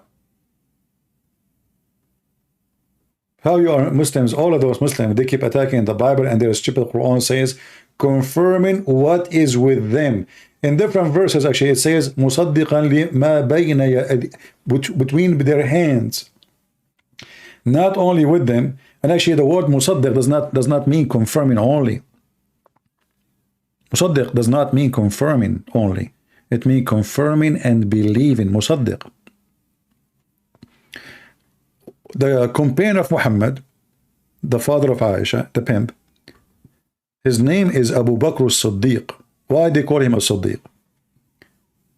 For he believed in what Muhammad said. What Muhammad said? Muhammad, he said, they came to him, the people of Quraysh, they came to him, they said, you're a stupid friend. He just said that he went at night all the way to the seventh heaven, and then he came back in his way to Jerusalem, and then he came back to his house. And when we asked him to describe for us Jerusalem, he failed. Abu Bakr, he says, well, even if it's not true, I believe him. Which is obviously not true. That's why they call him a Siddiq. He believed anyway. He said, I believe in him. Nobody believed. And even many Muslims, they decide to leave Muhammad after he said this story. And as usual, Muhammad always have no witnesses.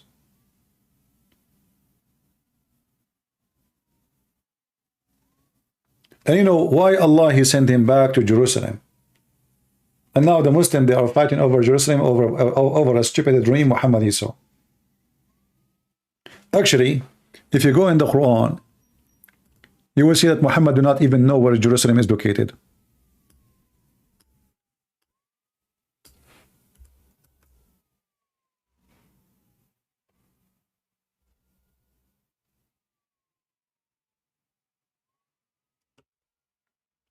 And if you read the Quran, you will see in the Quran, nowhere the Quran says that Allah, he took Muhammad to Jerusalem.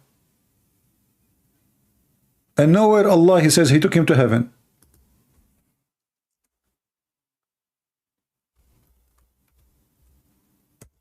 Read with me carefully. Chapter 17, verse number 1. It says, glory to Allah. Who is talking? Allah. Have you ever heard of a stupid religion like this? The one who is talking is Allah, says glory to Allah. Who did take his servant for the journey by night from the sacred mosque to the farther mosque. Okay, what is that? According to Islam, the first mosque ever built is built in Saudi Arabia.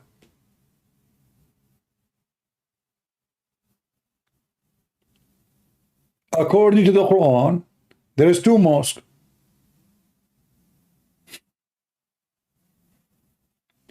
Where is Jerusalem? In here it says the farthest mosque, but Jerusalem is not that far.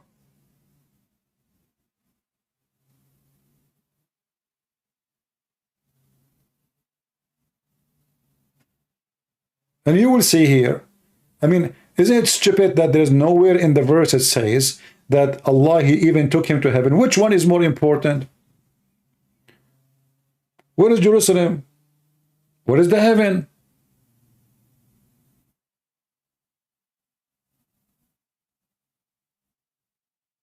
Which servant? You're right. I mean, it says his servant. Who's what servant? And then right away he judged to talk about Moses. What does this have to do with this?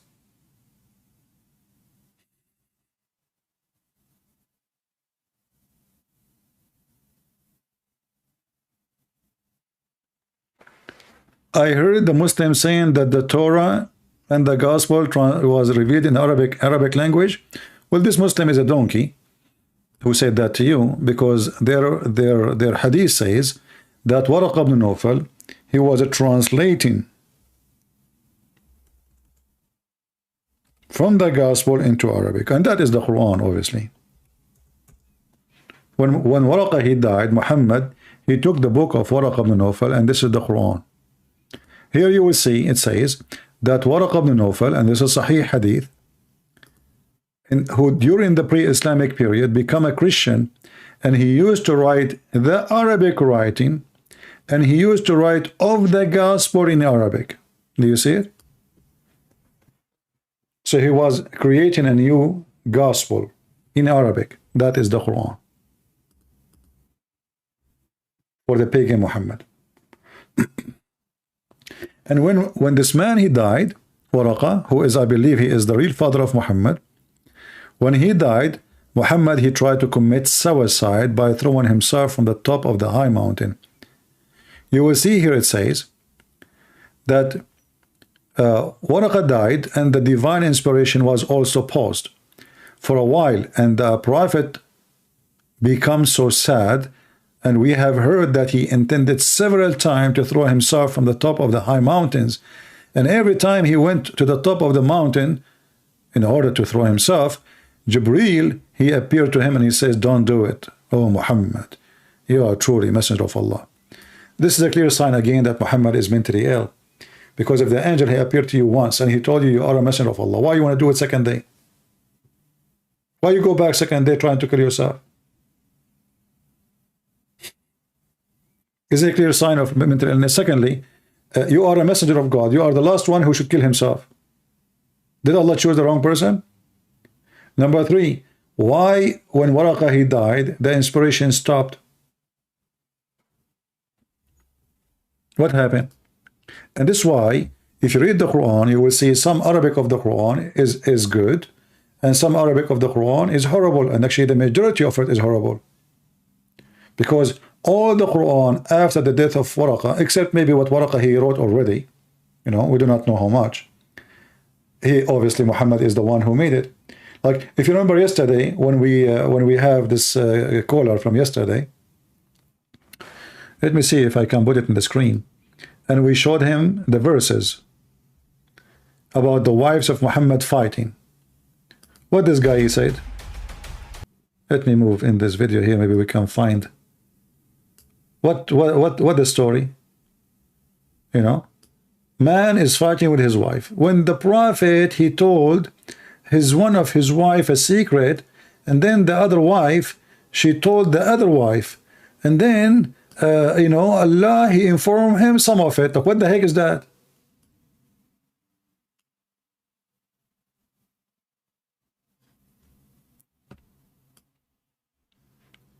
This is from yesterday video, if you remember.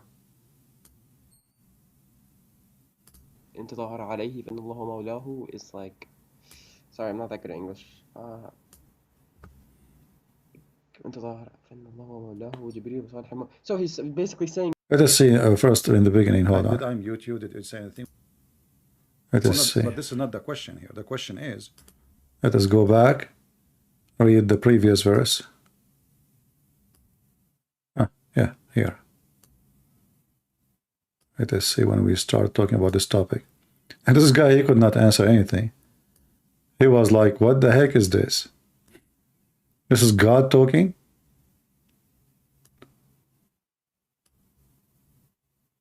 when we start talking about this, let's see.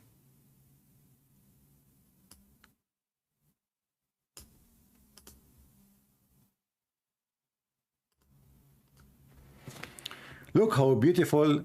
I mean, nobody can make Quran like this. Let us be honest.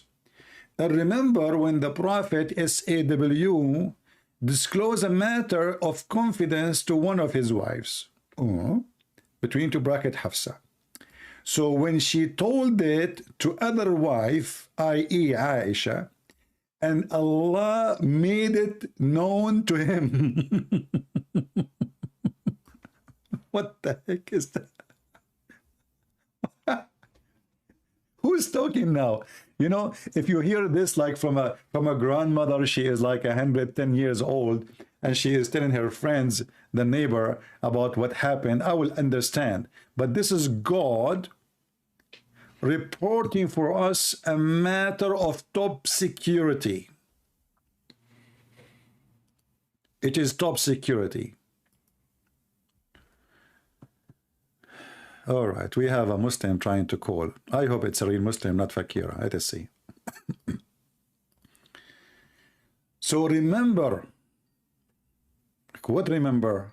I mean, the thing just happened. What remember, Muslims? How in the world this is remember? Hello? Yes, my friend, you are live on air. You are a Muslim? Yes, inshallah, I am Muslim. All right, that's wonderful. Why you call us, my friend? What do you want to say to us? What do you want to share with us? Do you see the topic? I just want to come on here to combat some ignorance, because I feel like you take things and you mispurport them and you misunderstand things and you just like make dumb claims. Okay, like what? Give me an example. Give me an example. No, you give me an example. Give me one. Well, in front of us, we have a verse in the Quran, which Allah supposedly is talking, chapter 66, verse number 3. Can you help us with that? Yeah, hold on. Chapter 66, verse 3? Mm-hmm. Okay.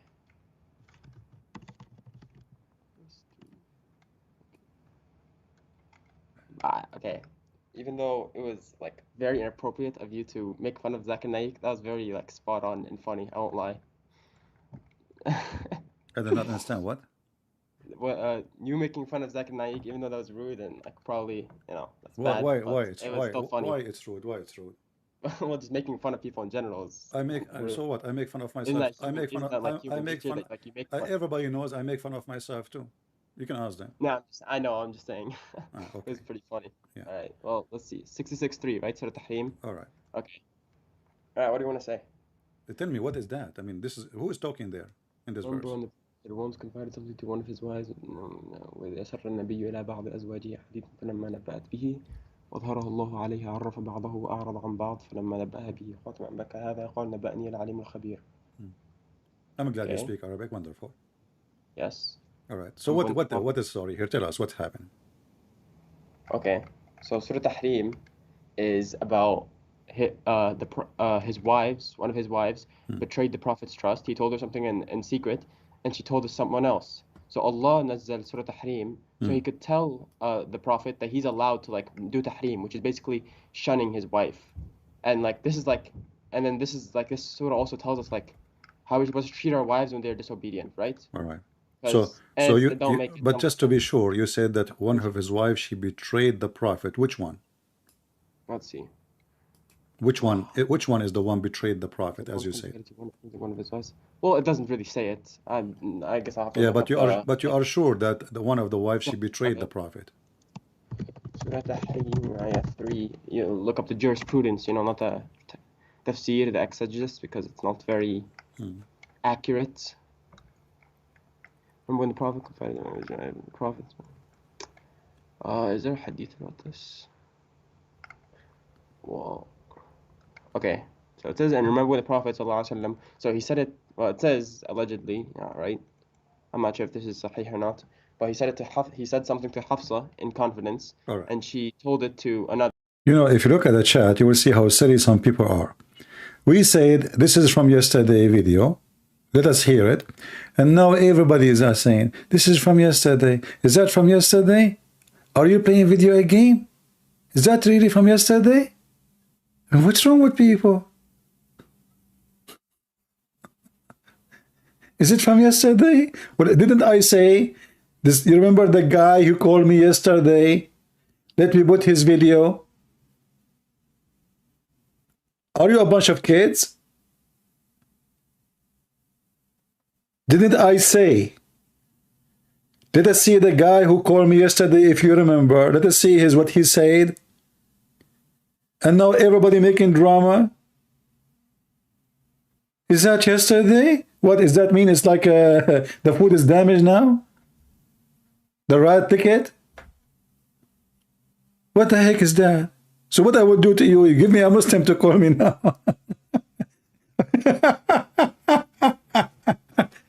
I mean, people are like kids, you know, like, you know, they come here and they think like they are like coming to a restaurant and the waiter have to bring them like, is that the food from yesterday?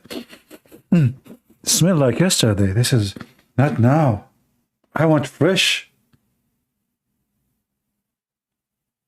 Not only that, if you heard me here saying, like, what is this? Like somebody that's like sound like a grandmother. She is 110 years old, telling a story. One of you sent me email in Patreon. She said, and she's a female, I guess. She said, Christian Prince, you have to apologize from a grandmother. Why? Why I have to apologize? I said, like a grandmother, she is 110 years old. All of us, we knew that when people get so old, you know, they have nothing except talking. When blah, blah, blah, blah, talk, they say nothing. And most of their talk doesn't make even sense. That will happen to you, will happen to me if we grow so old. We grew, apologize from a grandmother. What's wrong with people? Everybody is perfectly correct. Everybody. Sheikh from Kuwait, he can call? Sure, he can call. My Skype is on.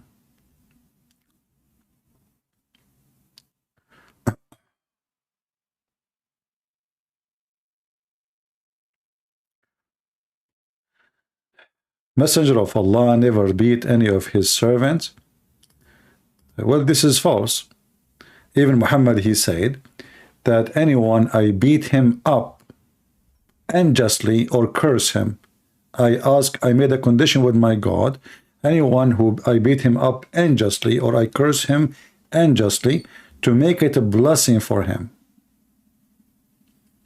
I want to show you the hadith. Here we go. You are talking to Christian Prince, my friend. You can make things up as much as you want. This is your book. Sahih Muslim. This is Sahih. This is Sahih. This is Sahih. This is Sahih. All right? Look how many Sahih I'm showing you. All of them saying what? Allah Messenger said, I am a human being.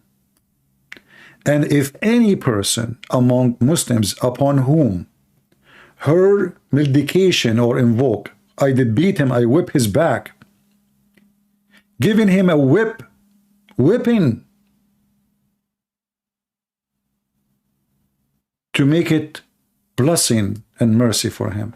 Do you see it? It's in front of you. He is cursing them and he is beating them and he is whipping their back unjustly.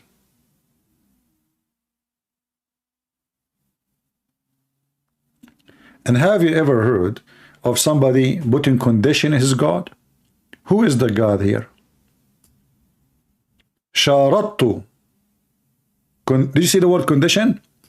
I have made condition with my Lord.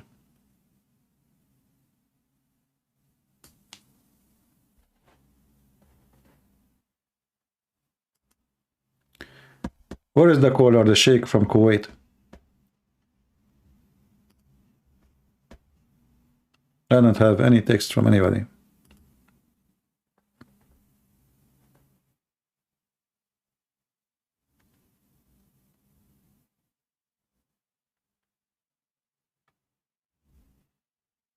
We are waiting. There is a Sheikh from Kuwait. He is going to call me.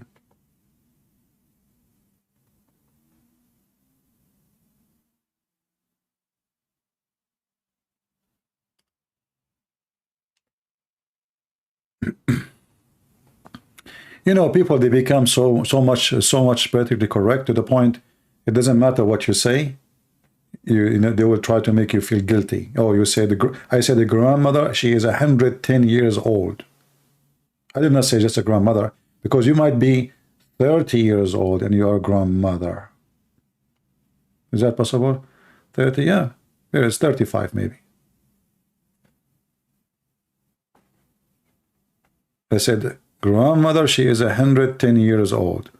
When you are in the age of 95, 100, you know, maybe you get lucky. Maybe you are a person who don't lose his memory and start making sense when you talk, etc. So people who they are old, we're not insulting them, but this is fact. When people get so old, they don't function. They don't even remember their names. They don't remember where they are. Why I think Waraka was his father. If you read my book, Section Allah, you will see why.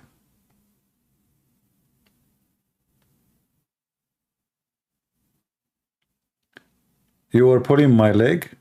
You are the one who sent me the email. Yeah. No, you said you should apologize for grandmothers. I don't want to apologize. And what I said to you in the email back, I said maybe you should stop watching my videos from now on.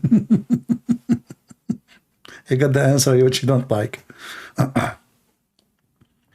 You know, like, you know, these days, people, they want you to be very politically correct. And for me, I cannot be that person. The fact is, the second you became politically correct, you are not Christian no more. You will lose your decency, because now you are not being even you. You know, you speak what people like to hear. And this is very dangerous, by the way, because now if everybody, every one of us is politically correct, that means we will never know the true you, and you will never know the true me. Because we watch carefully what we will say, and we say only what people like to hear, not what we believe or what we like to say.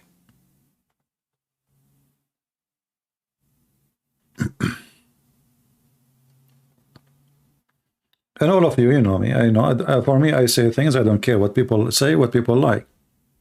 The reason I don't have super chat in my YouTube, why? YouTube send me a warning. You are not following our guideline. If I follow their guideline as they want, I will have donation. I will make money. Just follow our guideline.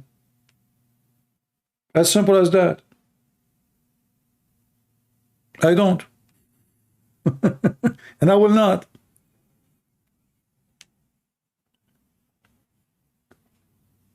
You know, and the funny is in YouTube, like, you know, the Muslim, they break all guideline, but YouTube never banned them. They never stop them from receiving donation or like advertising or super chat or, yeah, but we the Christians, we are the only one who break the guideline.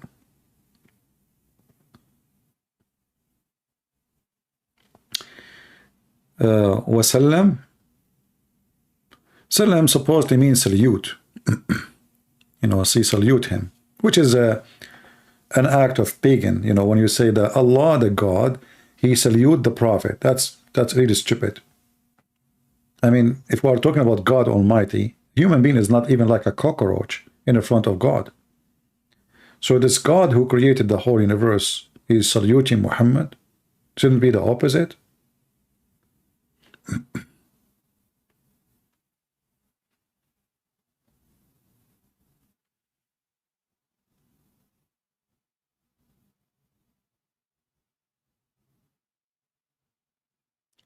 Yeah, but you know, I noticed that even Christians, you know, like, okay, when they invite me as an example, this is why I don't like really to go and do seminars no more. Each time they invite me to a church, they have to make like 20-minute introduction or maybe half hour, just to tell them that this guy, our brother here today, is different from average person we hear. He say some words we are not used to hear it in a church. I mean, like, what the heck is that? This the guy doing? It's like he's going to scare everybody. Everybody will run from the room, you know. So they make a presentation as if it is like we are going to say a cursing, or yeah, because simply there is a certain language you have to speak. You cannot be say things as it is, which is very wrong. So what if I'm in a church? What if I am in a church? Why I cannot say things as it is? Why you want me to sugarcoat things?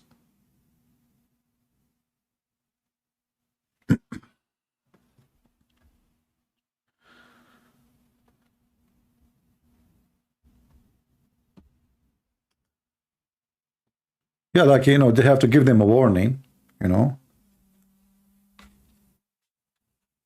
only time I did not like get that introduction, which is scary, it was the last seminar I did. One of you, actually, I don't know if he's here. He's a Pakistani Christian, very nice brother. He invited me to do a seminar in a Pakistani church in Texas, and then an American church. The Pakistani church is very small, but the American church was huge. I mean, I think the church can take a couple of thousands easy.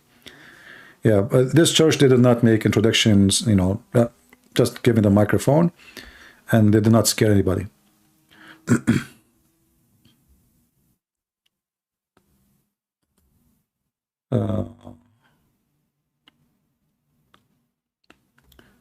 What is the Sheikh from Kuwait? Was it like a question to call me now, or to call me next year? Where is the one who called himself or herself Al Hayat TV?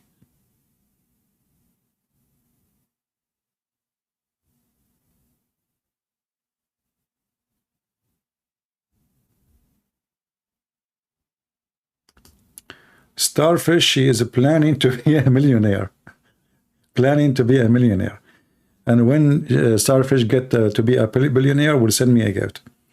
My friend, it's okay. I'm fine. Thank you. Stay a millionaire and keep your money. God is good. We have Patreon people, they help, but most of you don't. But we don't ask people really, and we don't beg for it. And people help, don't help, I will still come online and I will do what I do. We are not here, we are not doing business. By the way, I just forgot. I don't know if you saw in Patreon, I just posted, and actually in YouTube, I posted a link for my the translation, my book in Tamil language.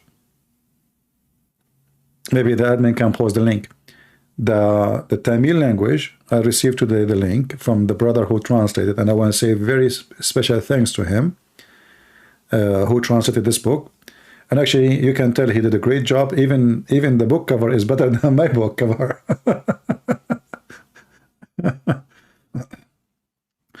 Must ask the Sheikh time first.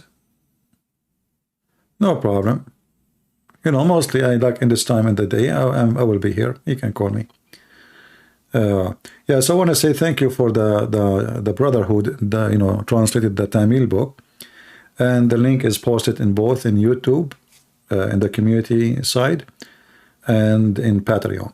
So if you are a person or friends who speak the language, even if you do not know the language, download the book, save it, so one day you meet somebody, you do not need to look for it, where it is, how I can find it. PDF file is just very small, will not take too much size of your phone or your computer.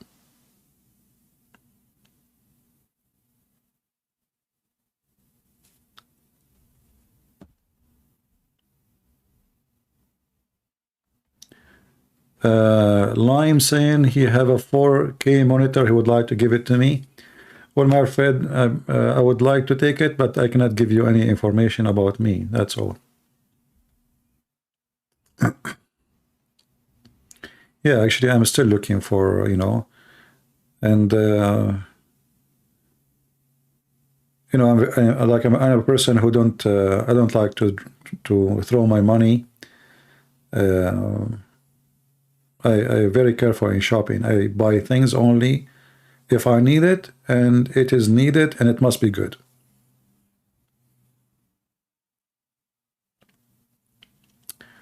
Tamil language is older than Arabic. I don't know really about history about the Tamil. I'm not from that territory, so I can say I'm ignorant about it. But Arabic language is not really a language. Arabic language is, let us say, a developed language. Like it's a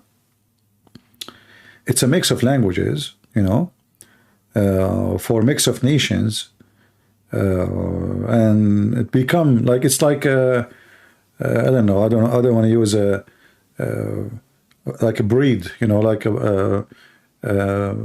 you have an animal, the animal breed another animal, and then you mix it with other animal, you know, like, so you don't have one breed. It's not a language by itself. Arabic is not a language. Now, Arab people are not ethnic.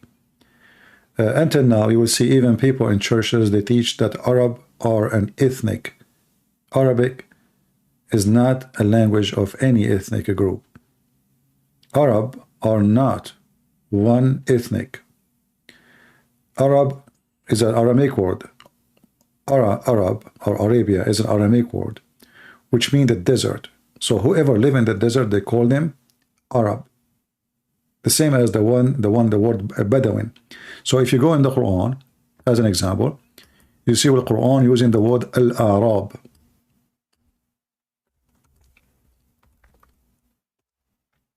Al-Arab.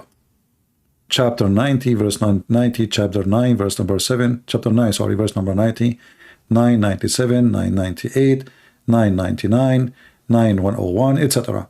And if you check what the word mean, you will see Al-Arab present the Bedouin.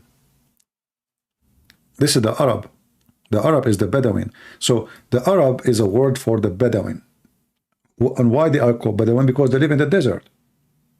And why they are Bedouin? Because of the desert. The nature forces them not to have houses because they have to keep moving with their animals, for they are short of supply, water and grass. This is why they are Bedouin. So their lifestyle is, wherever the grass grow, we take our home with us, our tent, and we move with our animals to different location. We sit there until there's no more grass and no more water, and then we move to different location. So this is what the Arab mean. Arab does not mean an ethnic. It's not an ethnic.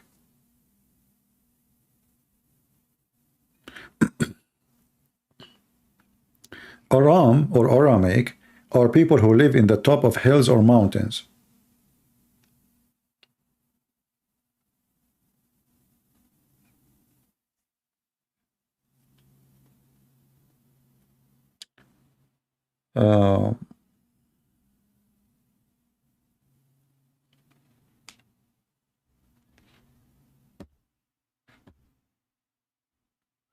Yeah, you know, the nature of the land they live in, it does not allow them to have, you know, the same Bedouin, when they find a land, have a fixed source of water, then they start building houses, even in the desert. And then their name will change to become like inhabitants, not Bedouin. But the name is still Arab. Like in Arabic, we say Bedu. See this in English, this word in English, this is coming from the Arabic word, Bedu. So, Bedu who have tent, they are Arab. And those who build houses, they are Arab. Why? Because they live in the desert.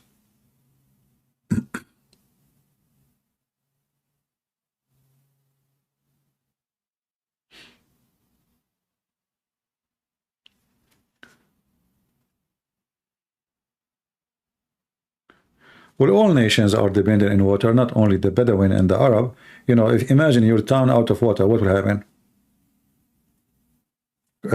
I mean, this is not only, I mean, you see, like when you live in the desert, that's mean water is extremely rare. So it's extremely, it's like priceless. But if you live if you are a person who live, let us say, in Vietnam, you know, you have too much water, or in Bangladesh, or if you live in, you know, Philippines or in Thailand, you have a lot of water. So the water value change depends in where you live. This is why you see the whole Quran making promises about rivers underneath of them, gardens, green, even the clothes will be green. Why the clothes will be green? Because those are people of the desert. Seeing a green view is the most beautiful thing. You see, you will you see a European person, he go to, let us say, to Saudi Arabia or Dubai, and he will say, wow, it's so beautiful. Why? Because it's the first time he see the desert. But it's the desert is not really beautiful. The desert is so ugly. But for you, because you live in Europe and the land, all of it is so green, so this is why it's like, wow, so good, man, look at this beauty. But if you live there for a few days, you will hate the second you came there. Now they are driving fancy cars, four-wheel drive, air conditions, and they claim that they are camping in the desert. Like they see some people, they say, like I like to watch videos about outdoor, you know, activities. But I find the most funny outdoor activities is those who go with fancy car, they have fancy tent, and they have a fridge with them, and they have a fan, and they have a stove, and they have a gas, and they have LED, and they have, I mean, so where is the camping, and where is the outdoor? I remember once YouTube suggested to me a video. I think it was a Korean lady, or maybe Japanese. I'm not sure. I don't speak the language. Like the language was not, you know.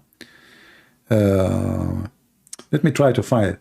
I mean, it was the most funny outdoor ever I saw.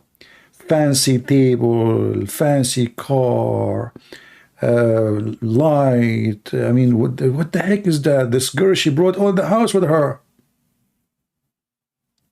You know? And supposedly this is like outdoor experience. And, you know, she is like living a harsh life now. It's not really, like now we are going back to the time of Adam and Eve, you know? I know, I don't speak the language. If I search, let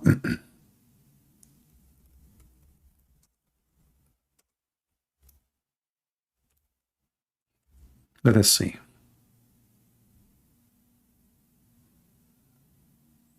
Here we go. It just, I don't know. I did not see this one, but I cannot say this is the same one. But look at this. I don't want to play the video, so we don't break the copyright thing. Look at this. This is a girl doing now out the butchercraft, you know? Look at the fancy. The car alone is like maybe $70,000, $80,000. Chairs, tables, the coffee, the umbrella, the LED. I mean, and not only that, she has screens even for the mosquitoes. So where is the butcher?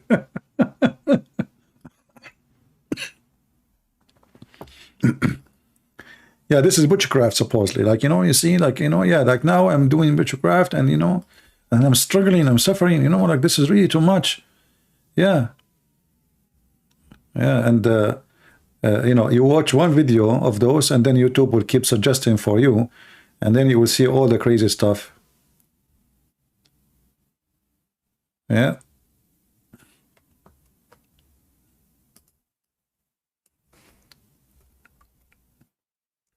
Or like if you search in YouTube for off-grid, we are out of our topic now.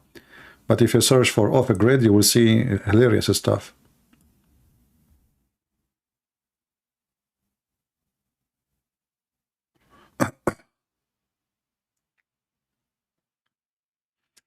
I don't want to show you this. I just show. I mean, it's really stupid, really amazing how low people are. Just to make a view for their videos, like you see girls are wearing to go like in their panties, or women show their breast, or a guy showing his wife ass just to get a view.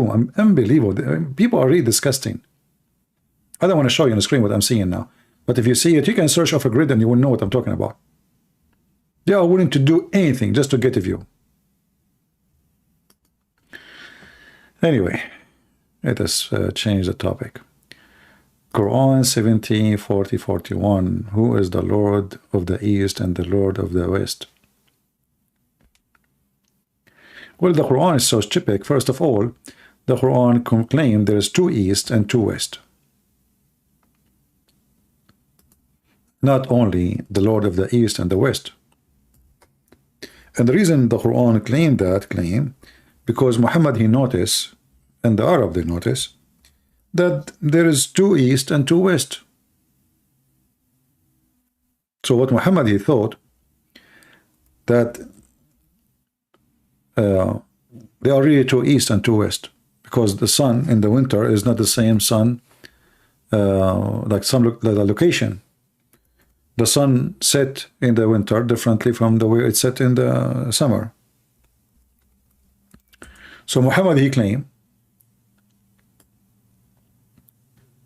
that Allah is the Lord of the two East and the two West.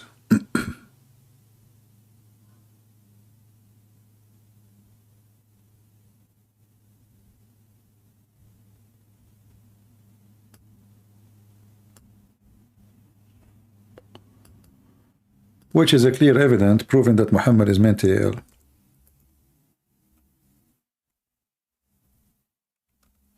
And even the Muslim in their interpretation, they say in the east of the winter and the east of the summer. This is what it is. But there is no two east and two west.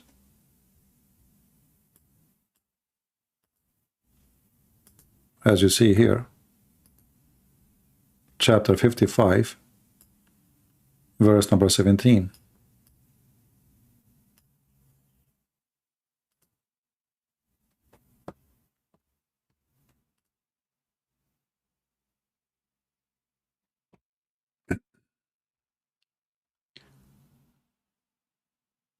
And again, you will see here it says, He is the Lord.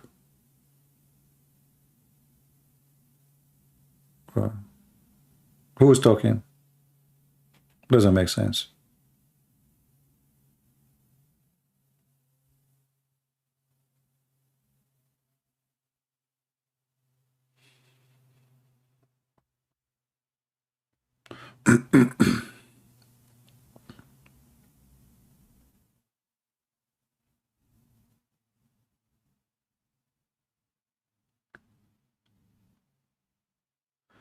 I guess I am just confused because the Trinity was eternal and also include Son of Man, Jesus. Then where would Jesus remain until he is needed? What does that mean? What do you mean remain until he is needed?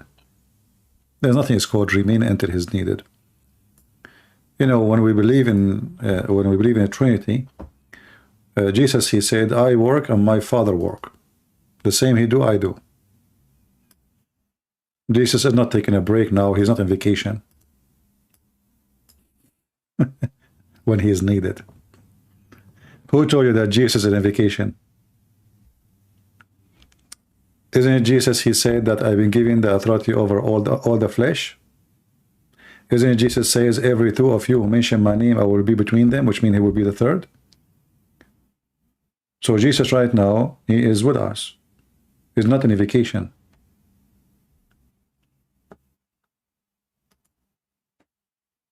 You go vacation, God don't.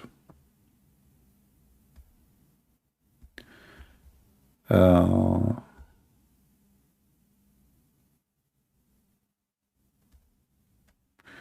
Dean Show TV YouTube make fun of how Jesus turned water into wine. How anyone can make fun of something their prophet cannot do.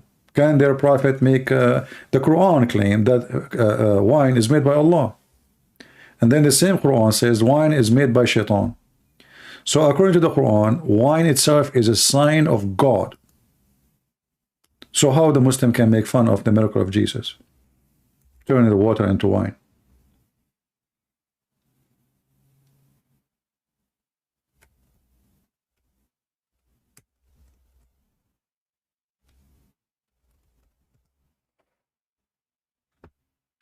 Do you see it? Chapter 16, verse number 67, it says, from the fruits of the date palms and grapes, you drive strong drink alcohol, a goodly provision, verily therein is indeed sign for people who have wisdom. It's a sign, it's a miracle from Allah. So who is the one who come to us with the wine? Allah.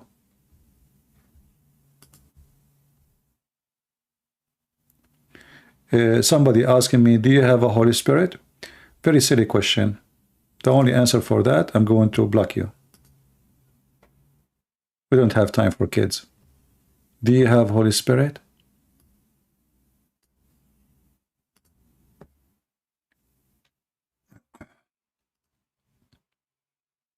If you want to speak like a kid, I will send you free shipping and hand it into Allah. Every Christian, to be Christian, you have to be born again. And born again, you have to be baptized by the Holy Spirit. This is how you're born again. You are born again by the Spirit. So when you become a Christian, before Christianity, you have a soul and you have a flesh. Soul and flesh. But animals have souls too. They are creatures like you. But when you become a Christian, you have and you are born again by the Holy Spirit. You have the Holy Spirit with you. So every single Christian, he is a believer, not a Christian by name. He is born again. He have the Holy Spirit.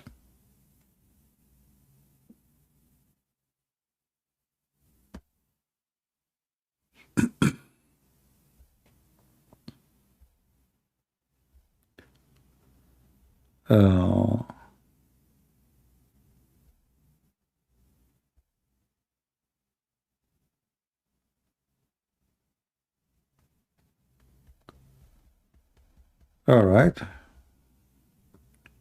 Anything else? Are we done for today?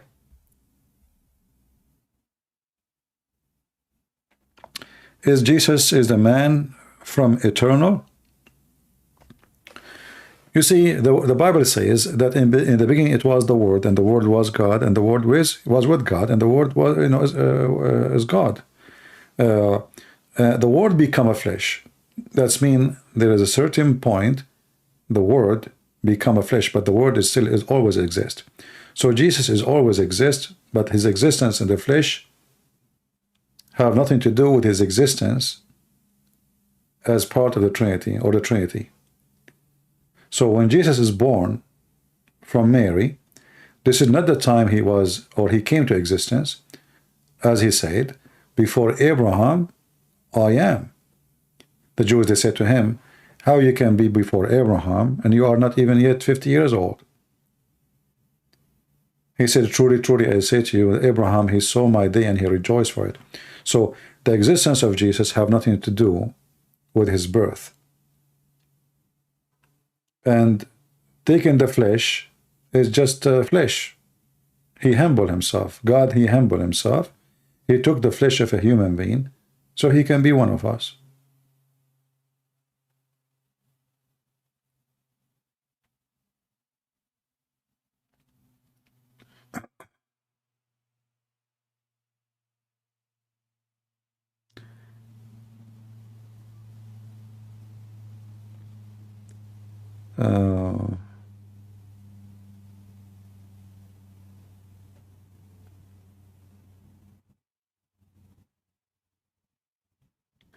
Why is Jesus part of the worship, not the Word?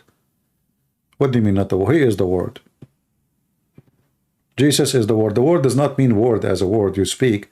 The Word means the logos, which means the mind, the plan, the thought, let us say, the core.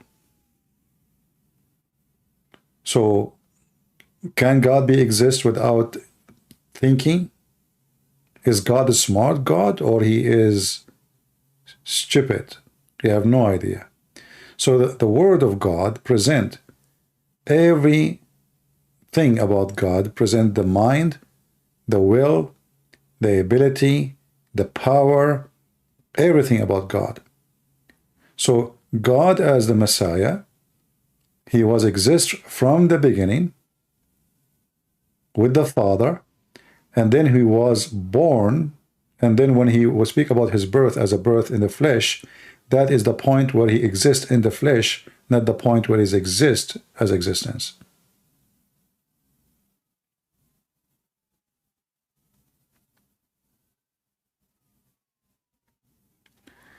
You thought the Holy Spirit was a son? No, we don't have a single Christian believe that the Holy Spirit was a son. That is a false teaching. Spirit is a spirit. Holy Spirit is the Holy Spirit. We as a Christian, we believe in three persons. Holy Spirit is a person, the Father is a person, the Son is a person. And actually the word person in English is not accurate, but this is the word is, I don't know, I mean, I'm not so good in English. In Arabic we use the word uqnum. I don't know how to translate that word, but the word person, it's far from really truly describing what is Trinity is. I believe it's a wrong word to use in English.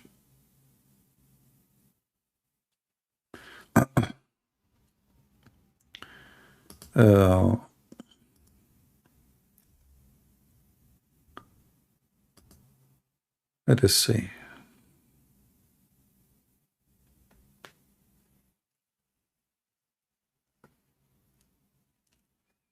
This is why Jesus, he said, when I go, I will leave with you the Spirit, the Holy Spirit. So we are not left alone. This is why we said when we are born again, you will have the Holy Spirit with you.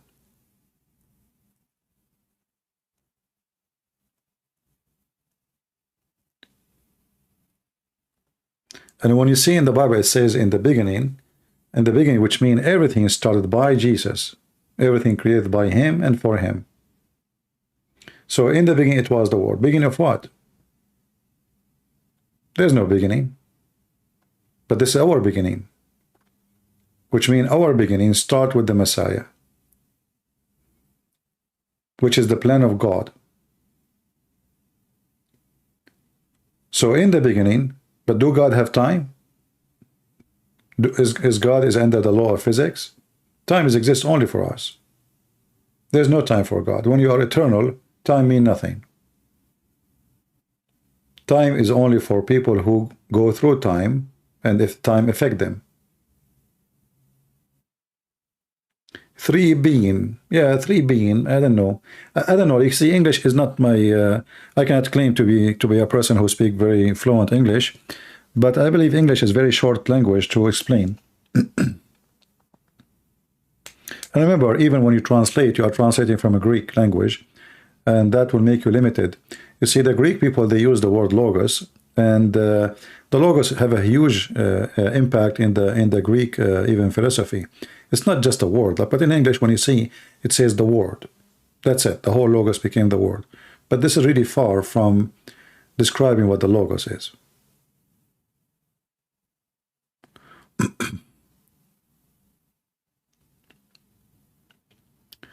What do you think about the shroud of Jesus? I don't really care for those things. Does it really matter if it's true or not? I'm a believer. The Lord, he says, bless those who believe and did not see. I do not need icons. I do not need a towel. I do not need I don't need any of this.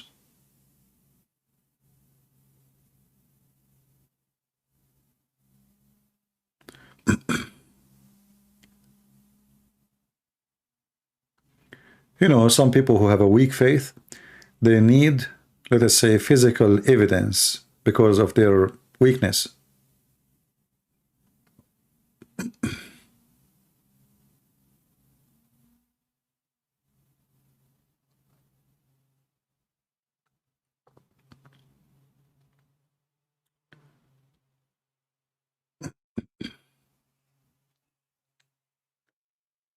Anyway, man would have been without hope outside the presence of God. All right. See, this is the difference between Christianity and Islam. Islam is just a stupid religion. There's one God, and this God, he built a house, and the house, you know, you go around it. Why? Nobody knows. And there's a black stone, you kiss it in the shape of vagina, and this black stone, when you kiss it, it erases your sin, and it's going to witness for you. You go to Christianity, you will see that Christianity is a very high, like a spiritual belief. Is made for, you know, like the language is we say the language is made to explain, because we are using language, you know, to explain the Messiah. Is short of explaining. This is why, like you see in John, it says like if we write down the miracles which Jesus did, there's no book in the world can describe or write down his miracles. And the miracle here is not only about writing what he did, it's about what he said and how amazing he is. There's no books can describe it. So you read here in John 21:25.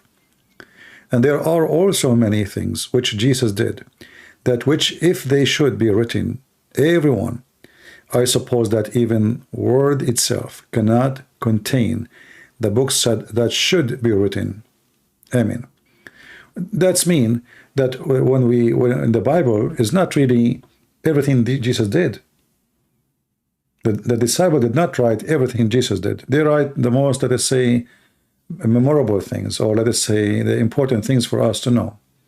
But obviously Jesus did way more miracles. Actually, based on what we see here, Jesus is non-stop miracle maker, to the point they cannot write down what he said. Otherwise the book is going to be a million book, maybe billions. So the description here is saying that we cannot write really what Jesus said and did. It's too much for you to read, too much for you to handle. But we will tell you who is Jesus. We tell you what he can do. So the most important things about Jesus is that he can give life. He can resurrect people from death. Nobody can lie to him. Nobody can hide from him. Nobody can cheat on him. Nobody can, he can read your thought. He overcome death. No grave can hold him. So the Bible is not a book, it's really telling us every single detail about Jesus, rather than a book telling us what God is and what he can do and what you should not do, so you don't lose him.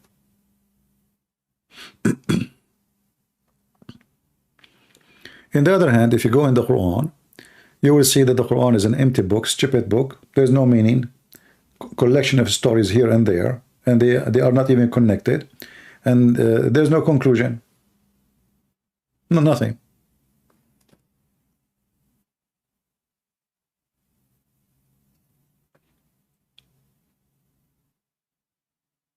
And you know, when somebody says, it's very hard for me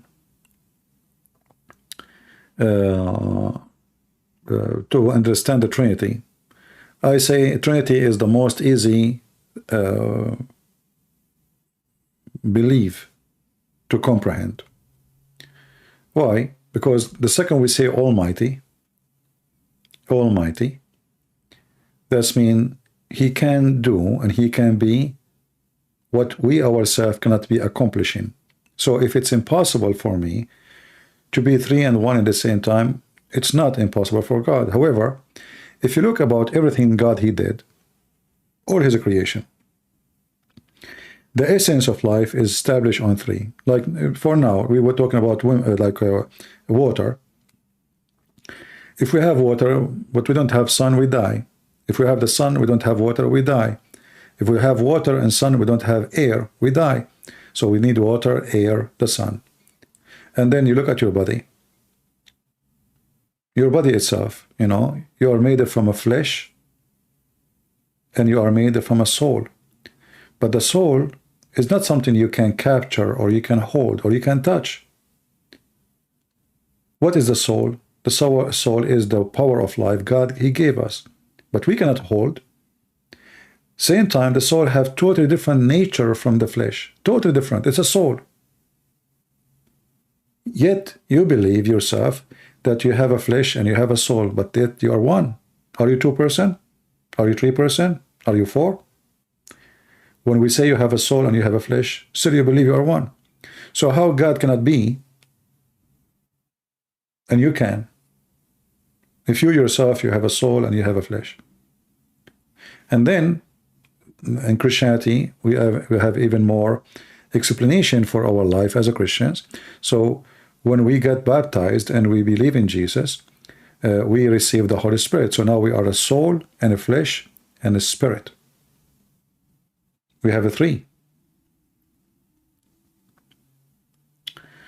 Again, even if you are just a Muslim or a pagan or like a atheist, you have, if your body does not have a brain to control your body, you will die immediately. How many times we hear about a person who have a brain attack? Like we have a heart attack, right? But there is something called a brain attack. How many times we heard that somebody is brain dead? Brain dead, that's it, he's hopeless, that's it, he's dead.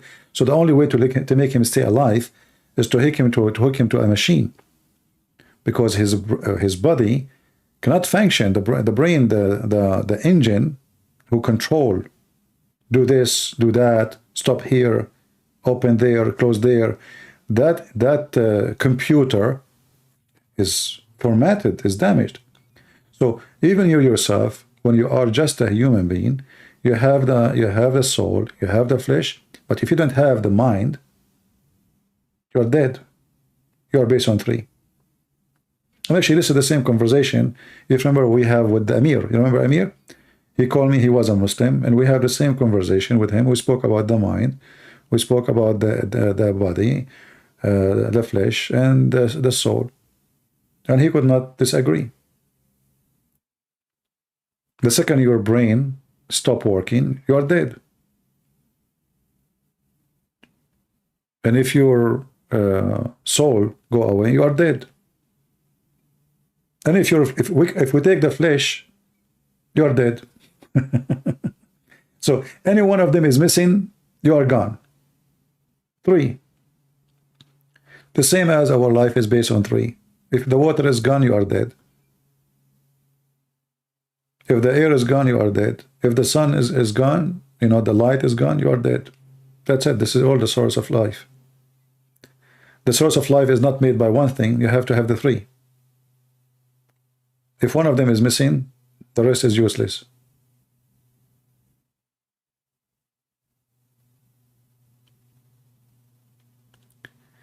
Holy Communion. Well, the Jesus, he said, do this to remember me, right? Now, some Christian, they have some literally understanding. They say, oh, so this is really the blood of Jesus. It's not a symbolic. And some, they say, no, this is symbolic to remember Jesus. This is what Jesus said. Do this to remember me.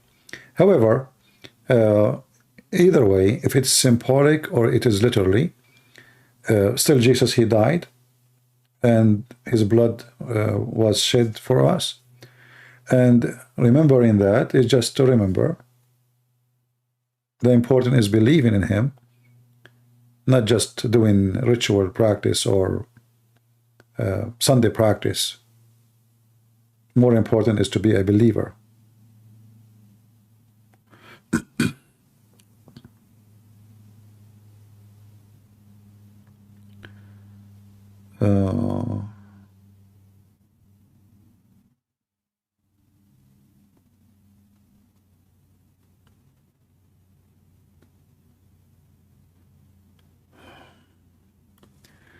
But who are we human to question God when he say, this is me, I am that I am, I will be? Okay, well, it's not about that to say who us to question God. The Bible don't want us to be ignorant, but we should not be arrogant. So we can question to understand, and you can even question God, no problem. Maybe you are not a believer, right? I mean, there's a point where a person, maybe he is not coming from the true faith, and he have the right to question. Why not? So it's not right to say who are we to question God, but the question is, do we understand even what God is? Because if I want to question God, is my questions going to fit with the same question, the way I question a human being, or I question God? So if I can say how God can be everywhere, that is not a good question, because he's God. The reason we call him God, because he have a superpower we don't have. If I have his power, I'm God too, right? So there's a questions are made just to be silly, because if you understand what God means, then there is certain questions are invalid, unless you want to say there's no God, and then that's it, there's no God anyway. But if you believe that there is God, then like the Muslim, they believe they're God. And then how they say how God can have a son? How God can have a son? Well, he's God. Why you call him God then? And then the Quran says, how God can have a son and you don't have a girlfriend?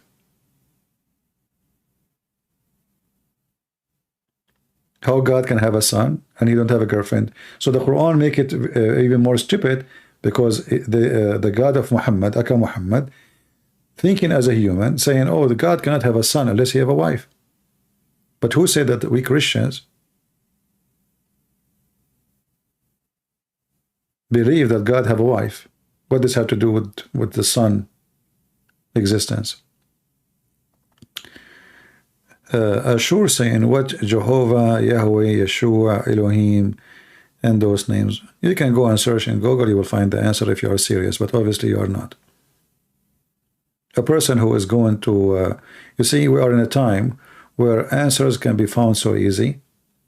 There's a million Christian website, they can explain to you what Elohim mean, what Jehovah's mean, what Yeshua mean, etc. But a person who is just coming here to do chit-chat, you know, what Elohim mean, what is those names, you know? Obviously, you're just a kid. If you are serious, you go study. You know, when I was a kid, I used to walk for almost maybe an hour, depending on which library I go to. So there is a huge library. I like it, you know, but it's really far, and you know, nobody in the family will take me to the library. Everybody is busy. So I used to go and walk, and not only that, when I go to the library, they will not allow me to go to the book sections. There's a section for kids, and what there is what? There's Mickey Mouse magazine, you know, silly stuff, and I don't like those stuff. So what I used to do, I wait until somebody is adult, come into the adult section, and I walk next to him, so the employees of the library, they will think I'm his son, you know, like he's coming with his son, so they will let me get in. And then I walk with this guy, and they will see the guy looking at me like, what this kid is walking, why he's walking next to me, you know?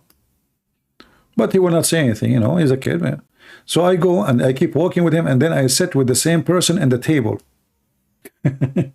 For sure, he will be surprised, like why he is following me sitting at the same table, because I have to go there, otherwise they will notice that I am not with him. And then I sit in the table, and the good thing is in the library nobody allowed to talk, so nobody will wonder why he's not talking to me. So what I do, I sit at the table and I grab any book I see on the table, because I cannot go to the library shelf to ask for a book or to speak to the librarian, say I need a book, you know, I'm just a kid. So I grab any book in the table and I start reading, you know. And I went through a lot of books. Sometimes like I remember once I was really very, very, very young, and I grabbed a book and it was about sex. And my eyes like was coming out like, what the heck is this? This is the first time I read such information, you know. But because I cannot choose the book I want to read it, whatever book in the table, because people, they finish reading and they leave the book in the table. You know, they don't even take it back. The librarian come back and collect the books. So this is how I was able to read. Now you have the internet. You have access to millions, if not billions of books. Still people don't read. People that are busy with TikTok, you know, stupid, crazy people dancing, short skirt, you know, people making challenge to punch somebody or to eat ice cream. So in my time, before 10th century ago, I spent half of my day, at least when I was a kid, reading. Now, what kids do? What do you do? When the last time you did read?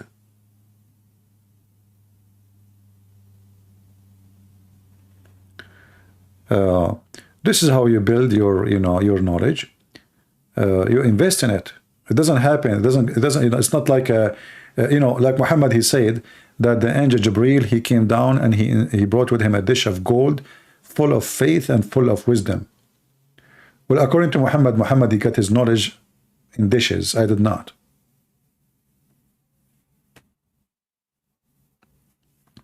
And yes, books are expensive. You know, I used to spend all the money I have buying books too. You know, I used to have a lot of books. And I buy even, you know, I buy books like, remember, there's a book, it's called Al-Jahiz.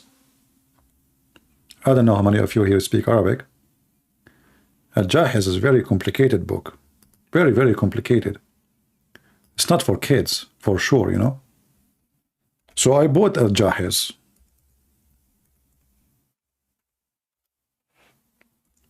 Because many people, they spoke about how good this book is. So I said, I want to read this book. You know, what this Jahiz is about. Wherever you go, people are speaking about how this guy even wrote this book. And you know, the funny is, the Muslim, they say to you, the Quran.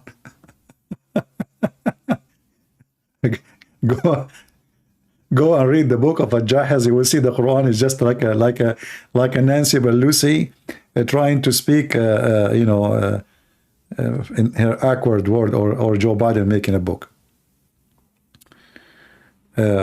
This person is a genius. You know, there's nobody. He wrote books like him. Very smart, very complicated. And he wrote tons of books, you know, tons of books. Nobody, Allah himself cannot write books like him.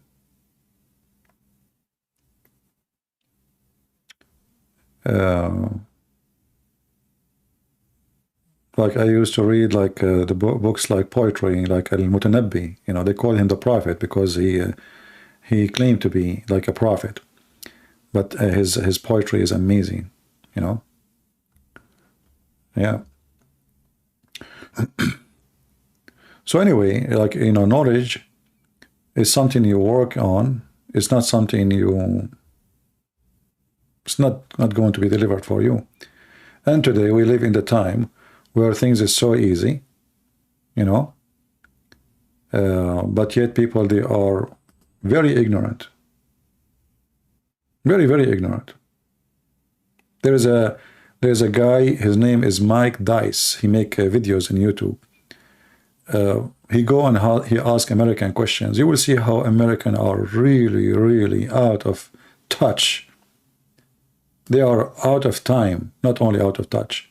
They have no idea. Some of them even do not know who is the president. Some of them, they do not know how many states in USA. They do not know, like, what is the name of the city, the capital of their state. So, you know, a human being now become different. Everything is changing. And the funny is, when information becomes so easy, people are staying away from information and they are focusing in the visual thing.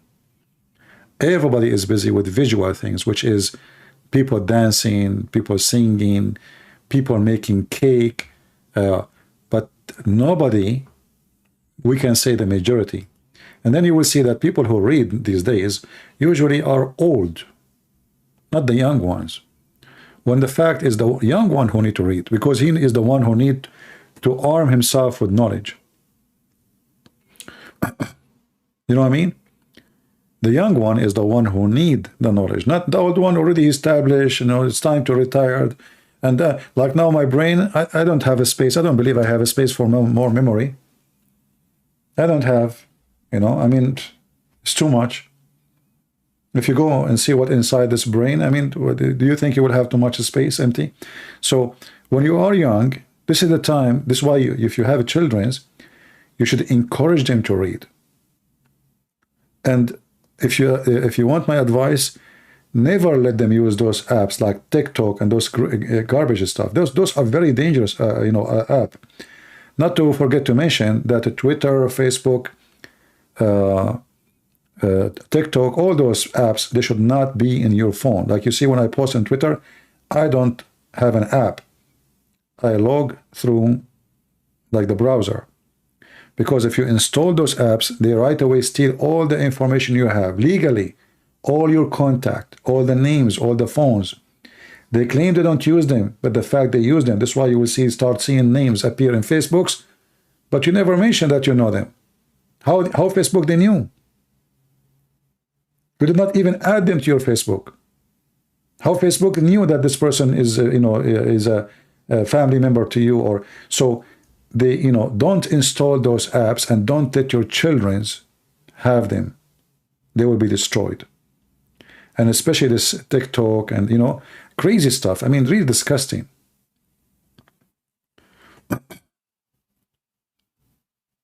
I will never install any app in my phone. Any app for those things, I don't use it. Never. They will have, the second you install them, they got all your data. Trust me. I mean, it's already, Google he knows everything about you. Google, he knew what the music you like, he knew what food you like, he knows who you talk to. Google knows who is, knows everything, The only thing maybe Google do not know when you will die.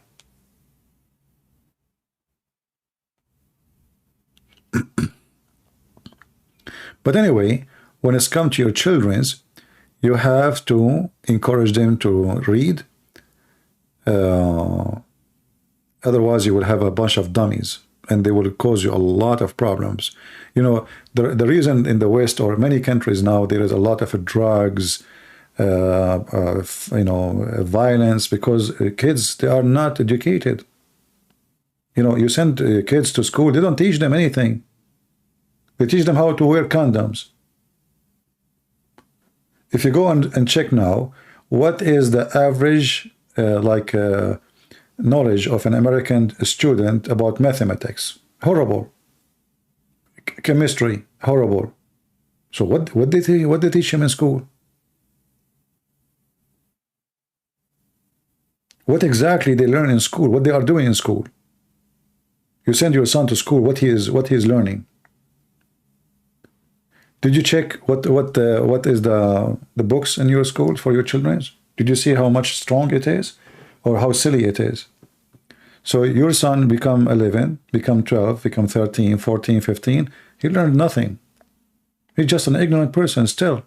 He know nothing about geography. He know nothing about history. He know nothing about, especially religion. That is like dead. That's it. Nobody will teach him. They will love him actually if he try to learn. So you have to give the effort yourself to teach your children. Otherwise, your child is going to end in the garbage can, in drugs, violence, gangs. Like you go in the. I don't like if I speak, I will offend a lot of people, But Lord have mercy. I mean, the world is really in a very bad shape. And this goes for everybody. Muslims, non-Muslims, Christians, Hindus, Jews, everywhere. The world is screwed up.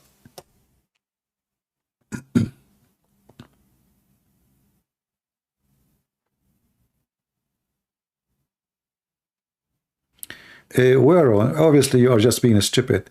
His disciples were all killed. What does that mean? Dung? Just go out of here. You're just an idiot.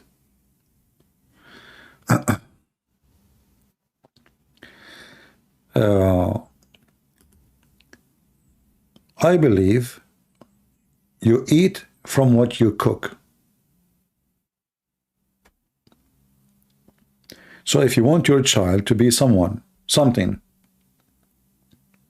a real man, trustworthy, decent, if you want your daughter to be a real woman, strong, smart, wise, good mother, that start from the first day she or he is born.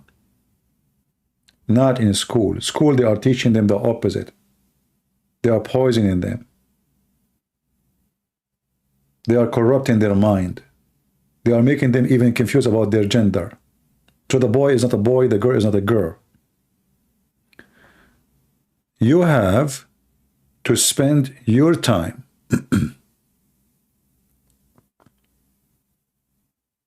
on your children's.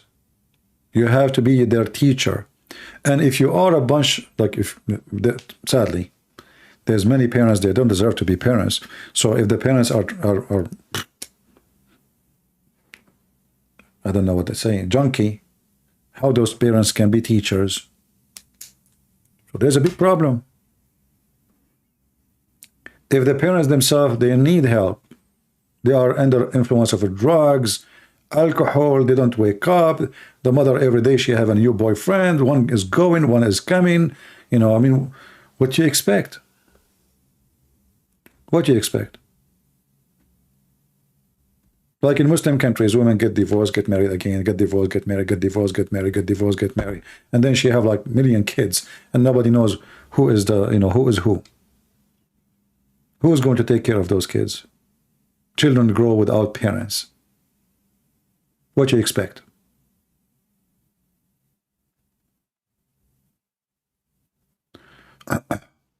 Didn't Jesus worship the one who follow him blindly? You are whining people living hyper nowadays than ever before. Well, you are here to insult Jesus, obviously. You are son of Muta. No, Jesus never praised the one who worship him blindly. He said, bless those who believe and did not see. See what? See what happened for real. And that was about what? One of his disciples, he did not believe that Jesus, he came back from death. So he wanted to see the wounds in his hand. So imagine Jesus in front of him. So he see. He's not asking him to be blind. He see Jesus. Still he don't believe. Still he don't want to believe. Even Jesus speaking to him is in front of him. And yet he want to see his hands. He want to see what the nails is. So you are stupid again when you say Jesus, he praised the one who believed blindly. Never happened. That's why Jesus says, read the books, search the books, so you can learn. And Jesus, if you want us to believe blindly, he can claim miracles he never did. He said, believe without seeing. No, Jesus, he made the blind see, so he can see. The blind himself, he made him see. So when you say you're a liar, that Jesus praises the one who believed without seeing, so why he made the blind see? So he can see the glory of God.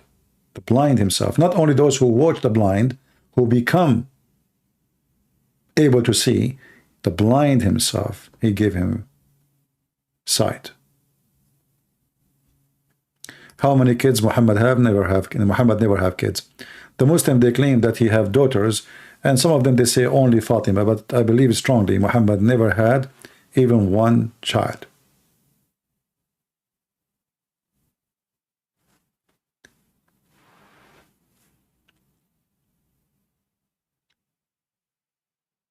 Jesus never praised people for believing without, for being blind. No, for they see without seeing, which mean you already witness a million miracle of Jesus.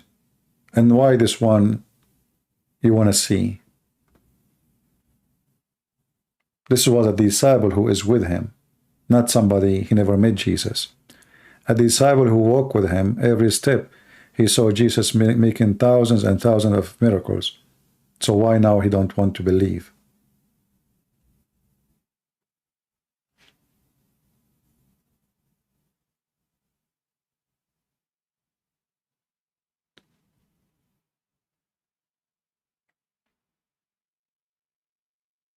But you know, always, if you have a trust, you believe. If you don't have trust, you don't. Which means, if I like, let us say you have a friend, and your friend, he says, let us say he is in a different country. You say to him, can you please bring me this medicine? He say, yes, I will bring it. Now, you don't know really he will bring it or not. Maybe he will not. But because you have a lot of experience with him, you build a trust with this person. So you are not worried about him bringing the drugs for you, the medicine, because simply you know him. You experienced him before. This is not the first time you ask him to do things. So trust is what believing mean. We trust Jesus. We are not believing blindly. We never do. We have really trust.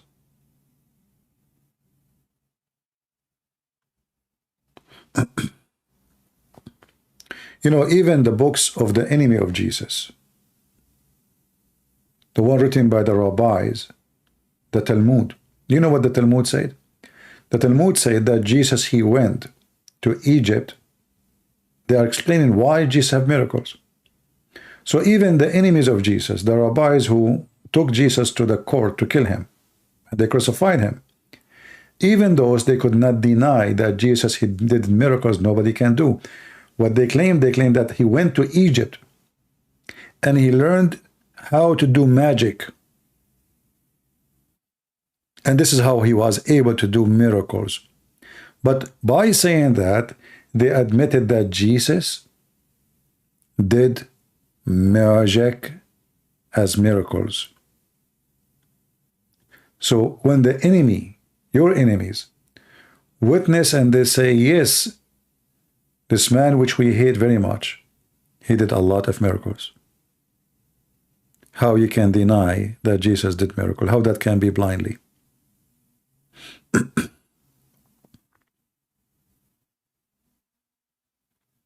I mean, imagine if a Muslim, they wrote books about Christian Prince, and they start saying, the Christian Prince, he did this and did that, and all those things are good. And then they claim, I went to school in Egypt to learn magic. Magic of how convincing people, you know. But still, you cannot deny that I was doing what I just witnessed, that I did that.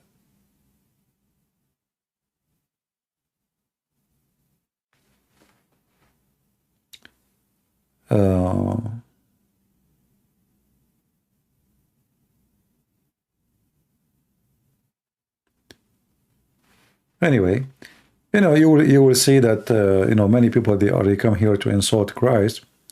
I feel sorry for them, because you know, just wait when you are older and you will get sick, and then you will start. You see, I witness many kind of people, Muslims, atheists, all kind of people. When they are healthy, they don't want to believe in God. God is a joke. They want to go to nightclub, sex, drink. You know, this life, you know, life is sex, drink, every day new women, every day new boy, new guy. The girls are proud about how many the guys they sleep with, and the boys are proud about how many girls they had in their bed. But then at the end of the day, you will find yourself how stupid you are. When you become 50, what exactly, when you slept with 1,000 women, what exactly your accomplishment? What exactly you did? I mean, what?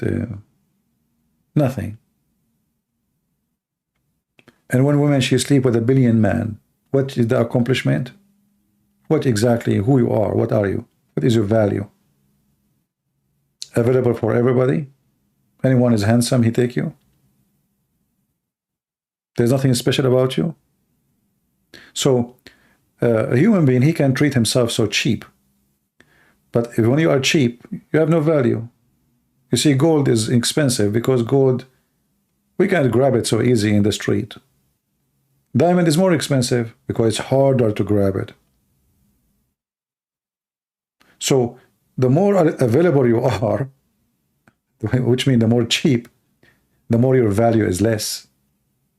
So a human being who have a value, he is not available for everybody. For he have a value. He have something priceless. Honor, dignity, which many do not know what it is. But when you are available to everybody, you are nobody. I mean, I'm not going to use the words people use in the street, but you know what I'm talking about. Who are you? Nobody. And you know, when a person, he start like living this life after having too many women or too many men, then all those images in your head, and you cannot even know what love is. You will never know what love is because you slept with a billion men. What love? And each one of them, you call him babe or honey. How many honey you have in your lifetime? How many babe? What you expect? And then, you know, do you see many women or men?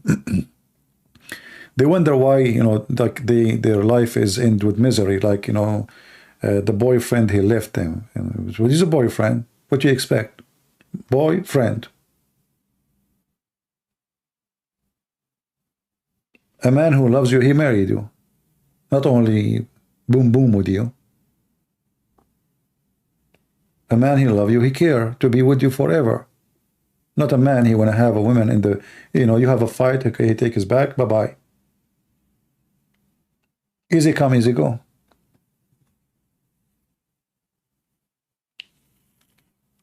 But, you know, in this world today, what I'm saying, maybe it's like a grandpa talk, right?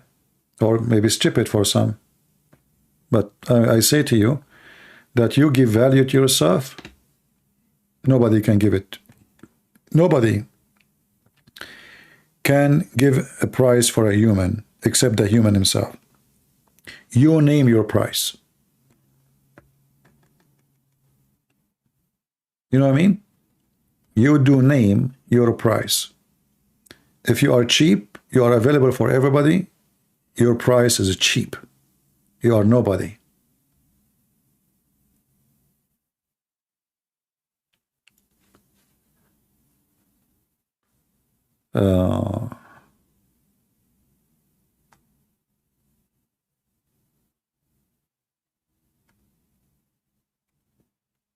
And this is my advice to women, you see. If a woman, she give what she have to a man, well, the man, the first question he will ask himself, will she give it to me? She will give it to everybody. I did not even struggle to take her to bed. You know what I mean? It took me 5 minutes. I saw her in the bar. I say, hey, do you like to go with me, you know, have some beer in my bedroom? She said, yes. I mean, in 10 minutes, 15 minutes, we took the car, we go home, and now we are boom, boom.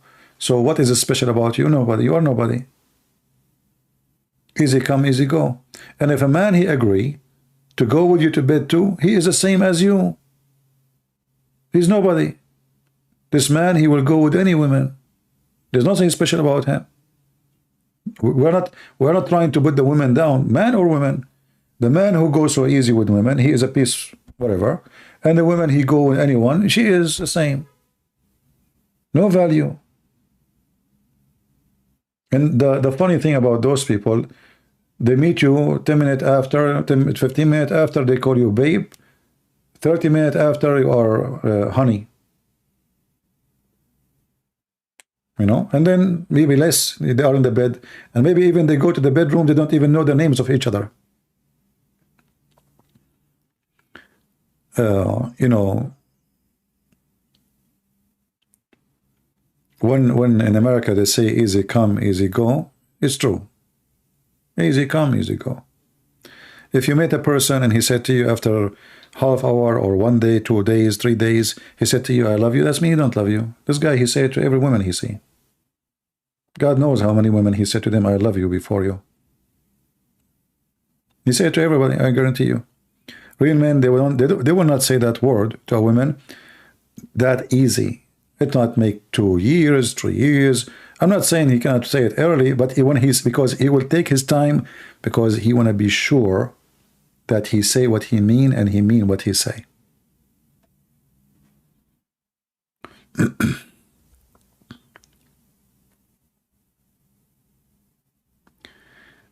Do you have time for another call? I have faced a crisis.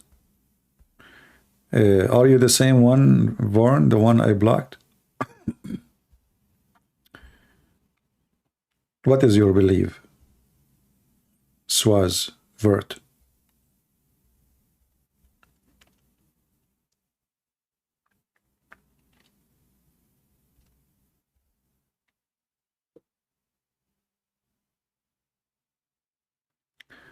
Stop exposing us to women. No, this is not only for women. Women do the same.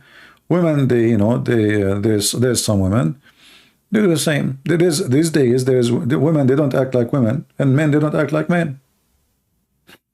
Actually, now they are confused about who is man and who is women. Can you believe it?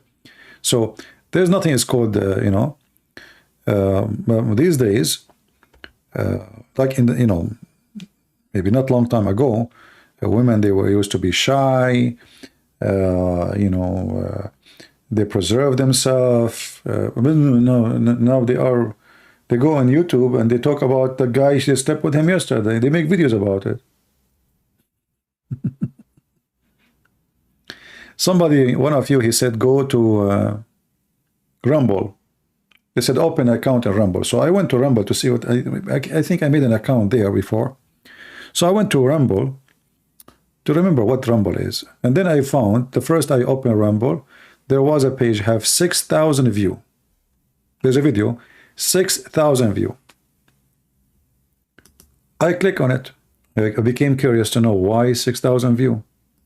There's, I think, 2 guys, and the rest are women. And you should hear the language. And what they are talking about, they are talking about literally about women, how they like a man to sleep with them in the bed, what kind of man, how he do it, what they like about him. Very trashy. 6,000 people watching.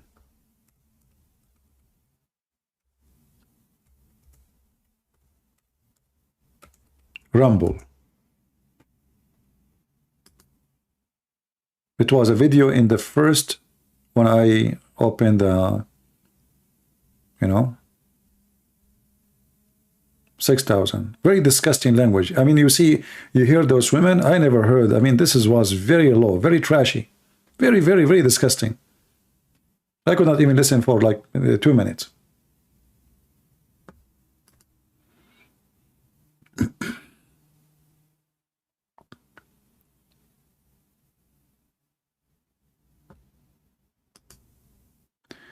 They say experience make married life better. Oh, what experience we are talking about? Yeah, right.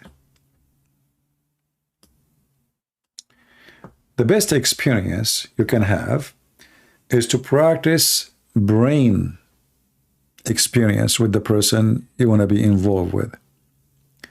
Because this person is going to be your partner, or you're planning to be partner together, right? To live maybe for years, maybe forever.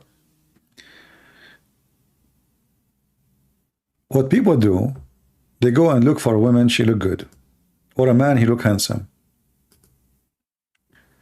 But nobody focus on the brain. The man, he is focusing in the body, her breast, her legs, whatever. And the woman, she is focusing maybe in his car, in how tall he is, what color of his eyes. But then when they live together, they notice that the woman he is with, she is really what he thought. not what she, you know, yeah, she looked good, as he said, or he thought she looked good, but she have a brain damage, or the man, he have a brain damage. So the most important thing in the experience is to experience the brain, not the body. Body is a body. Only stupid people, they think the body experience is what make marriage successful. The real experience is the brain. If your brain is in harmony with a person, then you will be always in harmony, because every pleasure you have is in your brain, even sex. It's not really physical. You see, even sexual, it is in the brain. If your brain is not happy, your sex will not be happy. Your food will not be happy. Your bed will not be happy. Your life is miserable. The brain. So the best experience to have is to find your queen, who she have a brain, and your king, who have a brain. Not a head of stupidity.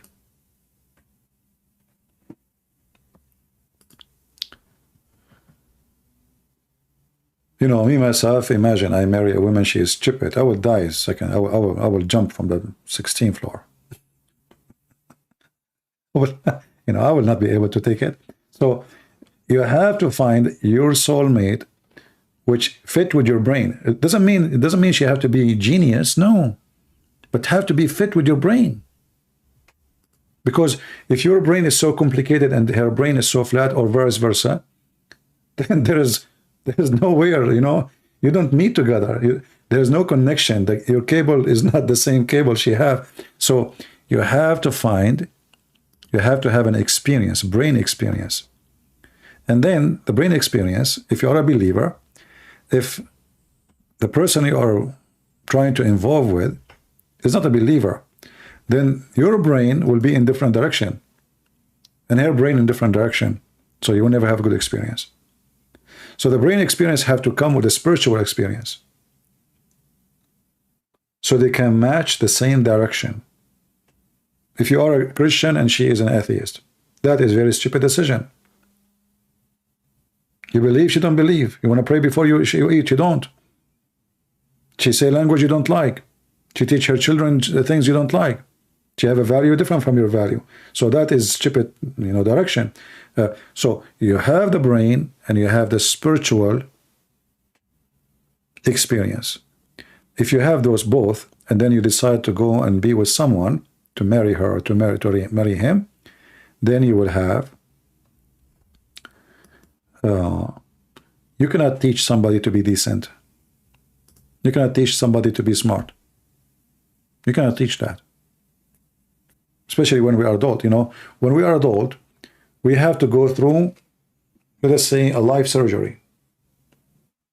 Just to explain to you. Somebody was a thief. It's possible that this thief will repent and will become a good person. But it's not you who teach him. He have to go through it himself, and he make decision by himself. And when he make decision, this person is good to go. But if you go and marry a thief, and you try to teach the thief to stop being a thief, 99% you are wasting your time, because he's not convinced. You are trying to force him to stop. He's a thief. A cheater. You know, you marry a man, you know that he'd like to be with many women. Obviously, he like himself very much. He think he is so handsome. He think that one woman is not good for him. And then you think if you marry him, you can teach him how to be decent. You are as being stupid. He will never be decent until one day he repent. But you are risking. If he himself convince himself that he will repent, he will never do it, then I believe it. But you teach him, good luck. Same time for intelligence. Can you teach somebody to be smart? Good luck with that.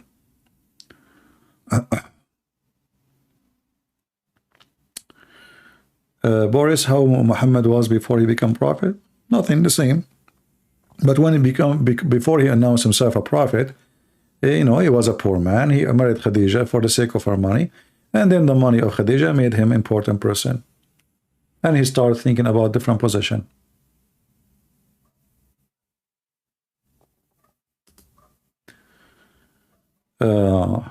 What do you think about long distance relationship? Well, you just call it long distance. Long distance relationship, it's mean there's no distance. That's mean you don't have relationship. You know, in order to have relationship, I will tell you a story. There's a person who used to come to my chat in Paltalk. He met a woman from England, and this guy is a Christian, by the way. And I think he is even a Syrian. I forgot, really. Anyway, so this guy, he met a girl in the chat in Paltalk, and he talked with her every day. She is good, she is decent. He sent her gifts. Almost every week he sent her a gift. This guy is going crazy for her. And then one day he decided to make a surprise. And she is from a conservative family. That's why she can't open her camera. And the man, he liked it. Oh man, she don't like to open her camera. He said, even for a second. She refused. She said, my dad will kill me. Anyway, so he decided, because he sent her a gift, she gave him her address, right? So he decided to make a surprise for her. He told his family he's going to go and ask for her hand. He want to marry her. So he bought a ring. He went all the way to England. He saw the address. He go to the address. In the front of the address, there's a phone. He called, you know, and then he see from the window the woman is answering. The woman she is talking, she does not look like the woman he was talking to her all this year. I mean, he can see her. You know, this is the address in front of. He's in the street. You know, he can see from the window. She is speaking in the phone. She is a woman in her 70. And the woman he is coming to marry, this guy is like 32 years old. She is like supposedly 26, 27. So what he discovered later, that the picture she sent him, it was her daughter. So the woman is real, but not the one who spoke to him. The one who spoke to him, it was the mother. So she sent her daughter a picture, and so he hung up first time, because when she answered, he heard her voice, but this is not her. So he called again. The same person answered the phone. He can see, you know. And then he told her, well, I am here. She said, oh, you are here where? He said, I'm here in front of your house. She looked from the window, and now he is sure that's her, you know. Yeah, hi, honey, how are you, etc. I miss you, etc. He said, I have a surprise for you. I said, what surprise? I said, I'm here. She looked from the window. She said, where? You know? And now he is 100%, because she confirmed that he's in the beginning, he said, maybe they have the same voice. I mean, come on, she is her mother. Maybe, you know? Yeah. Maybe this is her mother. Yeah, this poor guy, he spent a year or so in love with this lady, supposedly, who is young, close to his age. He is a decent man. He want to get married. He sent her gifts. He told his family, and he prepared them. You know, he told them, I will tell you when we're the wedding. Prepare yourself to fly to England, blah, blah, blah, you know. So long distance relationship, there's a lot of garbage can go through it, because you will not know the person for real, who is he or who is she. And they can lie to you, and they can have a 10 boyfriend and you are just one more. Or the opposite, the man, he can lie to you if you're a girl. He can maybe be married and he claimed to be single, etc. So long distance relationship is very dangerous.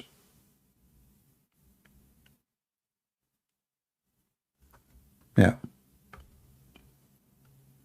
I just wanted to warn you, just be careful. But doesn't mean everyone you speak to in the internet is not decent. No. But you have to be careful. You have to be sure, you know, that this is the person, you know, he or she are not lying about their identity, about their status as married, single, they have kids. They are really, you have to be smart.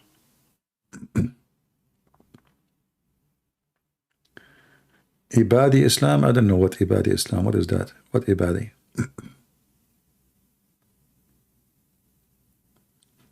You're using a word, I don't know what it is.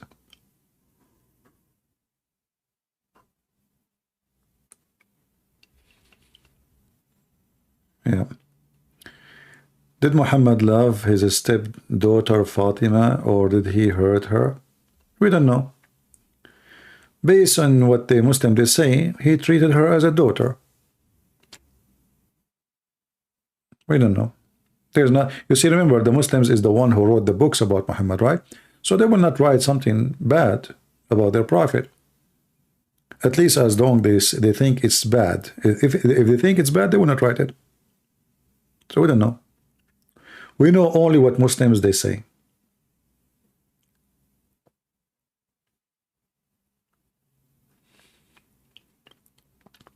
Azad, he said muta is halal in the Bible.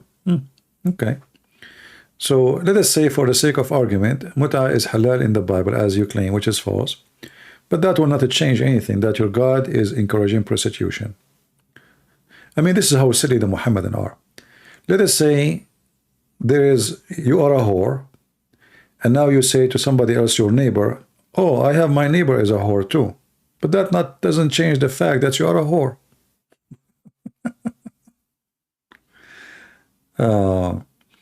What do you think about love is love, things that LGBT people use? You know, I mean, love, first of all, when people use the word love, I cannot speak to somebody who is from the LGBT because they have their own philosophy and they have their own logic. But for us as a Christian, love have to be something separated from sexuality. Love is not sexual. Love is not something sexual, which means you can be in love with the woman, and because you love her, you will never sleep with her unless you marry her. You know? So like, because now she is your wife, you sleep because simply with her because she is your wife and you want to have family, you have children, etc. But love is not sexual. Love have nothing to do with sex. The same as the mother, she loved her child. Is she going to sleep with him? Her boy or her daughter? No. So love is something pure, have nothing to do with expectation or physical things. So you can be in love with a person even you don't even know. Maybe you never met. And you know you will never touch. And you know you will never see. But you are in love with that person. That is a love with no expectation. That is a true love.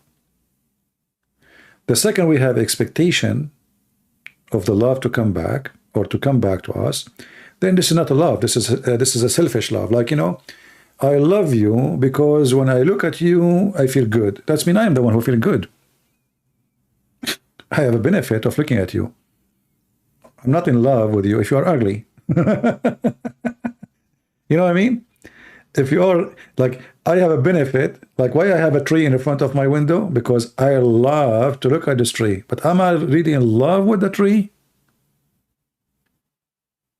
If the tree, the same tree, lose her leaves, what I will do with the tree? If this tree died, but still can stay there, you know, tree not like a human, they will not like collapse right away because it will take years. If the tree die, I will cut the tree because now it is ugly. Obviously, I'm not in love with the tree. I'm in love with the look of the tree when the tree was vibrant, full of life, right? True love have nothing to do even with life. Even a person who died, you still love the person. Are you with me? You know, Azad, we do not have time for your stupid, you know, if you are a man, call me. Just get lost. Son of Muta. Your prophet as a child molester, you are talking about, you know, keep insulting. We are just letting you speak. But you are, you know, certainly, you know, like donkey. Jesus said, if a man, he wish a woman in his eyes and she is not his, he committed fornication. This is what Jesus said. And you say we're allowed to do Muta, you coward. Shame on you. Black stone kisser, pagan. So love have nothing to do with physical. So anyone who understands love as something physical, he do not even know what love is. Do we understand? Love have nothing to do with physical touch. It's not. Actually, when there is something physical, it's mean you have to be careful that mostly, maybe, or let's say most likely, your love is not really love. You know, if a man, he is in love with his, let's say he's married, you know, he's not talking about a woman. She is a girlfriend, a wife, and he love her. He keeps saying, I love you. But then this woman, she get older. And now she have wrinkles, she gain weight. She is not the same as when he met her first time. If he stay in love with her, even though now she have wrinkles, she change, and he will change too. But selfish person, he see only the other person changing. If he's still in love with her, that's mean he really love her.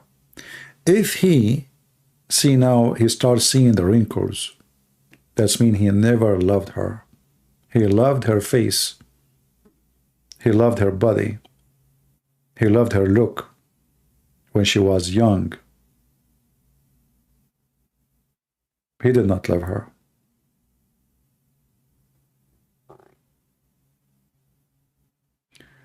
Zawas, you can call me maybe next time I go live. I'm not really in the mood to take calls no more. We waited here for hours and nobody called us, and now you decide to say to call me. But anyway, if you have a question, post it in the chat. I will answer you. Yeah.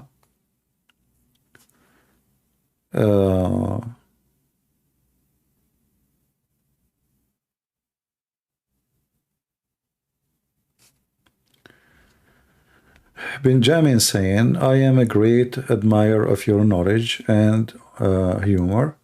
Do you have a plan to start online course for next generation of Christian apologists? My friend, we are doing here a real-time course. Because you see, apologist is, the best apologist is the one who take you to the laboratory. This is what scientists, they do, right? If you learn science, if you learn about chemistry, and you never practice to mix chemical together, you know, then you learn nothing. It's just words. It's just numbers. You know, you never practice it. You never saw it. So here we do that. We have you in the laboratory. So if you are a person who's willing to learn, you are in the right place. I do not need to make a course. Learn how I speak to Muslims. Learn how I direct the conversation. Learn how we lead the conversation. Learn how I get the reference. Learn how to learn the reference. Learn how to save them. Learn how to, you know, to connect the dots together. So we are doing course every day.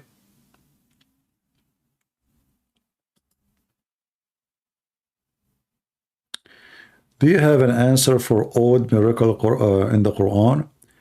Is the thing holding me back from leaving Islam alone forever?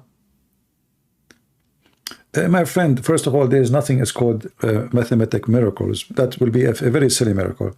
I can make now a book, and the book have certain pattern. That does not make me God. As an example, have you ever heard of a book called Yellow Pages? Yellow Pages. Have you ever heard of a book called, you know, like those dictionary for books? There's a dictionary, you know, but have a certain way to find words. Is that a miracle? Really? It's based in mathematics, like, you know, but how that can be from God? Anyone, you know, can do those things. Is that possible? God, when we speak about miracle, is not about how many times God he say Satan. I can write a book now saying 60 times Satan and 60 times God. How that can be a miracle? That's stupid silly. However, even the numbers the Muslim they give you are absolutely false and fabricated. And I have many videos about it. Tons of videos. As an example, miracle number 19. They say to you, it's based on what? Based on chapter number 1, verse number 1. They say the first chapter, 19, have 19. Verse number 1, have 19 letters. We know we calculate them. We will find ourselves ending with 23, 24. Where is 21? Where is the 19? So this is a false hypocrite calculation, and they can fool people who do not know Arabic with it. Even actually Muslim themselves, even Muslim website, Sheikh's website, they go against those miracles. Do you remember Deedat? He made a book. Deedat, he made a book. And then Deedat, he was asked by one of his fan, you know, he was doing, let me see if I can see the video. Deedat.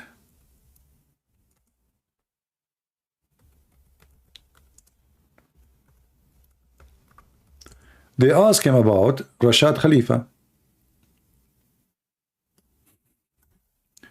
Actually, right now, we can go and search for this video. Miracle 19, Rashad Khalifa exposed. Deedat, he took everything in Rashad Khalifa book and he put it in his book. Everything. Then Rashad Khalifa, when he announced himself to be the messenger of Allah, suddenly Deedat, he spoke against the Miracle 19. He said there's a flaws in it. It's not right. So why you put it in your book? He said, I thought that this would be good to convince Muslims and non-Muslims about Islam. So how you know that it have a flaws, which mean have errors, and then you accept it to be part of your book? Watch the video. It's just 2 minutes. It's 2-minute video. Any one of you can go, and actually I want you to download the video and upload it somewhere else. So this is how hypocrite they are. They take it, even they knew that this scientific miracle, mathematic miracle, is absolutely false.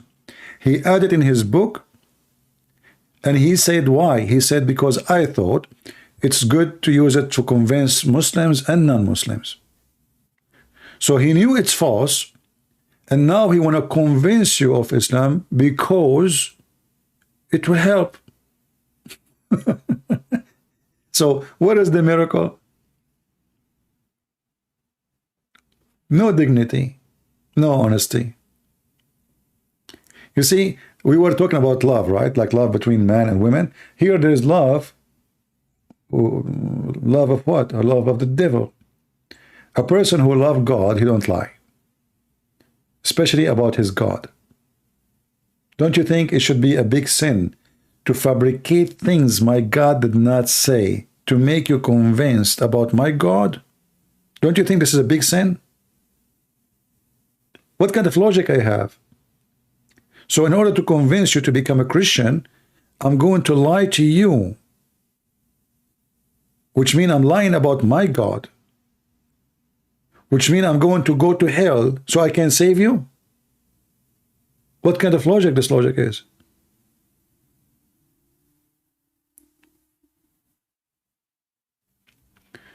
Faisal saying, where you got the knowledge from? My friend, first of all, knowledge, you know, you read, you learn, you teach yourself. However, there is something very important. I believe that, you know, when you decide to work with God, God, he supports you. He inspires you. He give you wisdom you don't have. It's not only just knowledge, you know. I believe that God is involved in our life, and he lead us, and we believe that the Holy Spirit, you know, when we speak good, that's God's words, you know. It's not me, because no good in man. The good man still is no good.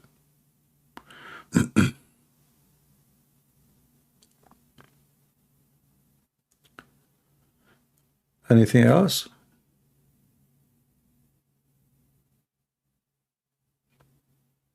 Yeah, you can go later when you have time and search for this video. Miracles 19, Rashad Khalifa. Imagine somebody, he take my books, he take quotation from my books, he believe in it. Later, a Christian Prince, he says something they don't like, suddenly he don't agree with it.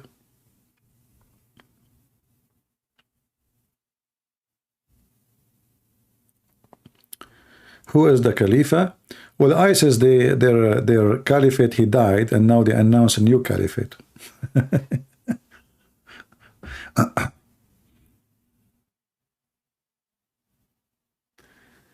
All right.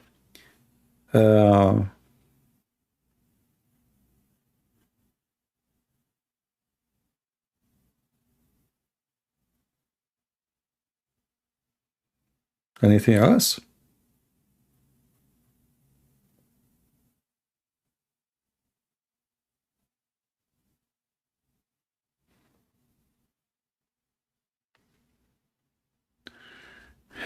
Yeah, love, you know, many people, they have wrong.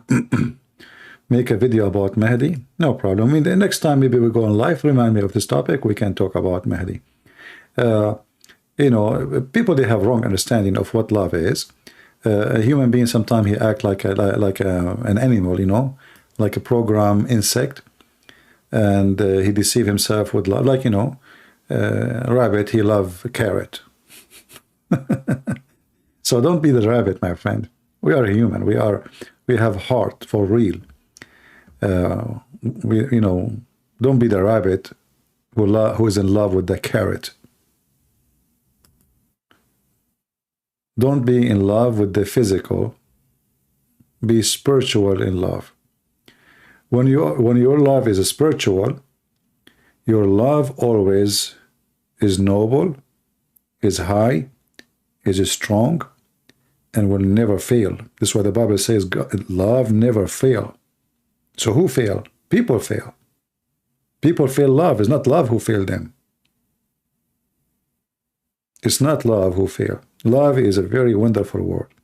So people, they change. People, they cheat. People, they promise and they don't keep their promise. People, they say things they don't mean. People, they say things now, they mean now, but now they mean, not they all the time. So they are not really in love with you. So it's not love the problem, it is the people. People they aren't even mature. They are like kids. They see a Barbie in the display, they want to grab the Barbie, and then after they get the Barbie, they play with it for 5 minutes, and then they throw it in the ground. And then they leave it all day. And then another kid, he came to play with the Barbie. Suddenly he want to get the Barbie back. Human being never change. He is just a growing kid. Some of us, we overcome our child time, which means we can be growing men and growing women. But many of us, we are growing men, but we are still kids. We think like one, we act like one, and we die as one. Yet, as a look, we look like men. But in reality, you are just a kid. This is why you see, actually, a human being, when he gets older, he become more kid. He go to the infant time. So you will see a woman, she is really old, she want to wear a very short skirt. And the guy is very old, and now he want to drive a car with sport, open, no roof. You know? Why? Because he want to live. He want to think he is young. He want to convince himself. He's a teenage. He's trying to grab time back, you know? Like time is running. I might die. So I want to be a teenage again because he is not mature yet.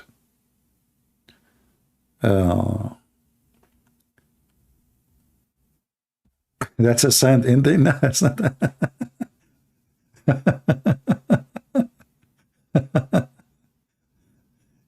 Yeah, you know, this is why I say the best joy in life is the brain.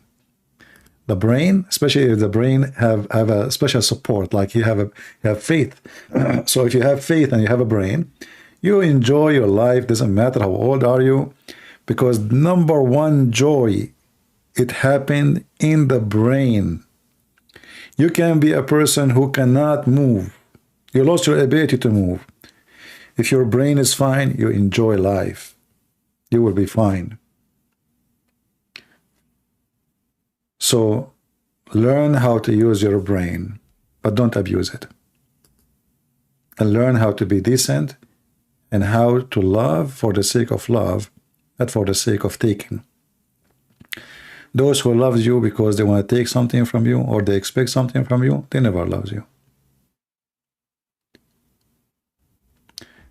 I'm questioning myself when Jesus come back to earth. Faisal, we don't know. The Lord, he will come the same as like a thief in the middle of the night. And there is a reason for that, so people will not be aware and they will not repent, at the last moment. So the one who deserves to be saved will be saved. But I'm not worried about when he will come back. There's no need to worry because, it's his time. It is his decision. And it's going to be as he wants. So why I want to think about something not in my hand anyway. But anyway, as a believer, I have a trust on him that I will be with him one day. And time goes so fast. Yesterday you are born, tomorrow you are dead. 1 billion years from now, or 1,000 years, 2,000 years from now, 1,000,000 years from now, Judgment Day, you will be with the Lord if you're a believer. Time goes so fast. Time means nothing for God, and time will be meaning nothing to you too.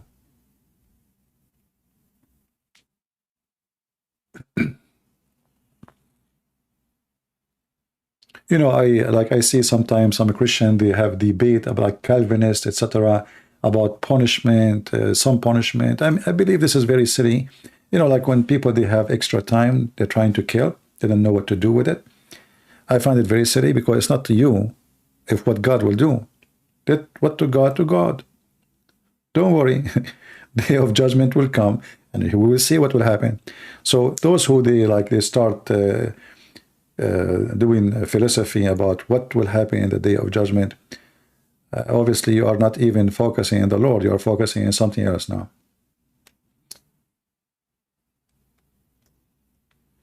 Day of judgment is not my worry.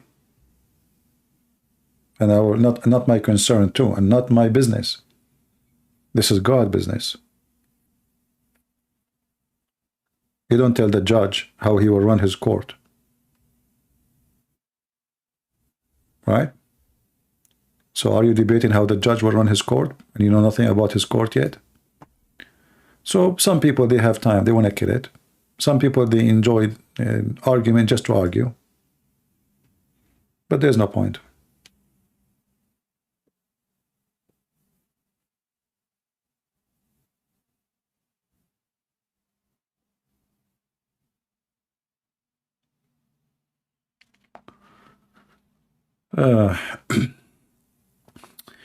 All right, anything else? I'm not going to keep this video because, there's no callers. There's not much point. But I enjoy really talking to you, especially if we mention things which is not necessarily about Muhammad. Who did Adam prophesy according to Islam? I don't know. The Muslim, they call Adam a prophet, which is very funny. Imagine you have only you and your wife and you are a prophet now. Ask the Muslim what the prophecy, to be prophet, ask them what the prophecy he did. What is the prophecy? Very silly, In Islam, everybody is a prophet. Zulqarnain is a prophet, Alexander the Great, Names we never heard of them. Allah, he sent 124,000 prophets. If Muhammad, he heard about Joe Biden in his time, they will make him a prophet, If Muhammad, he see a drone, he will say this is Jibreel. He will make a chapter of the drone. This guy, he just added stories. Yeah. Good for you, my friend from Turkey. Good to have you. God bless you.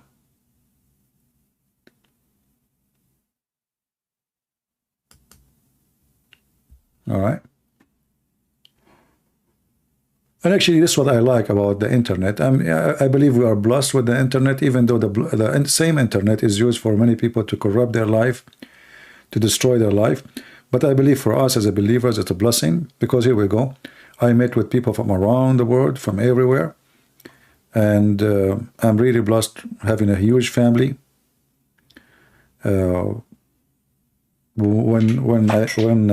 When I say something like, "Oh, I don't feel good," many people of you like send me messages, "Are you okay?" etc. So I feel the love of people, and I feel how the Lord has blessed us, as a family we never met.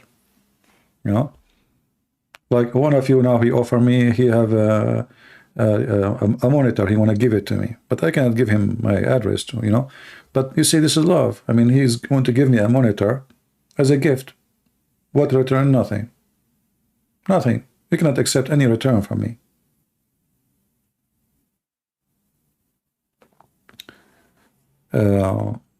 So God is good, and this is exactly what love is. Love is you think of somebody, how you can help that person, and you don't expect from that person anything. The second you have expectation, the same second we can say you don't have love. You don't know what love is. Expectation is against love.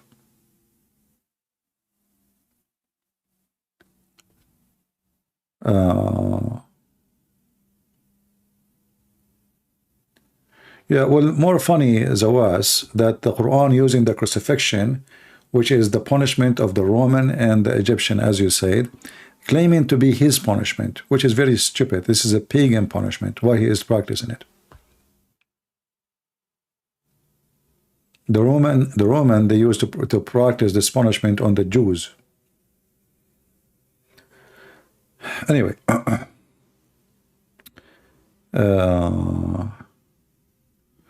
when you are visiting Sweden, you did not invite me. Did you invite me? And if you invite me, you will be sorry. I will eat your meal, and I will take your bed, and you will have an Arab in your house. Is that a good news?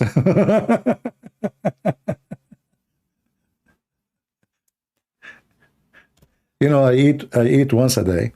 So when I go to a restaurant, I don't enjoy eating at a restaurant, honestly, because people will be looking at me. I mean, this guy is eating like an elephant, but I don't, you eat maybe 3-4 meals a day, right? I eat only once. So I'm shy to go to the house of anybody, because you might put food on my table, I will not be able to eat it, because I will be shy to eat it. I would look like a hungry guy coming from the hunger land, Like I remember once, I was invited to the house of a doctor, he's an Indian. So, we like bread, Middle Eastern, we eat bread. So they put the bread in the table in the corner of next to me, and it's like the whole case, but this is for me is nothing, really nothing. So the bread is over. So I said, "Do you have bread?" He said, "You did not put bread for him?" She said, "I did. I put the whole case." The second she said the whole case, I don't know what to say now. How I can explain how the whole case disappear. Yeah, so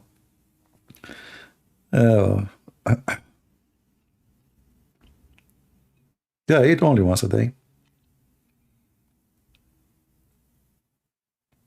Are you married? No, thank God. Your body, like for some people, if they eat once a day, they will faint, after a few hours if you don't eat. For me, I can stay 24 hours. I can stay easy 48 hours without food, totally without food.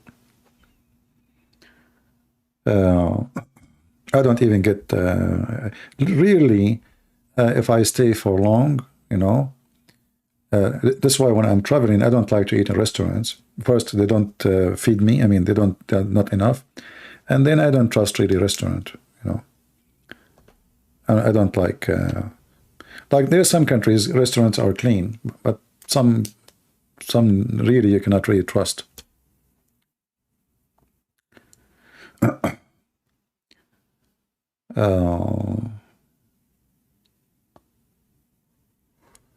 Can you show me from the Quran? I'm yawning now. It's already 1:54. Can you show me from the Quran where Mary is a sister of Aaron? That's easy. Here we go. Oh, I'm typing in English.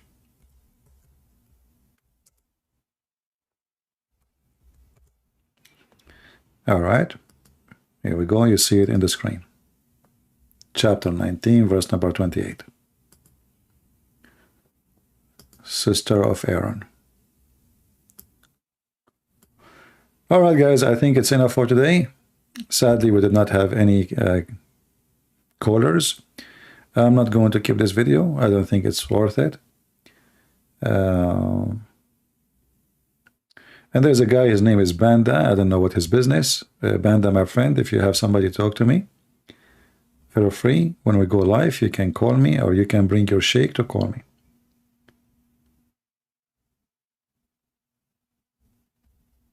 Okay. But don't bring the bear, Banda.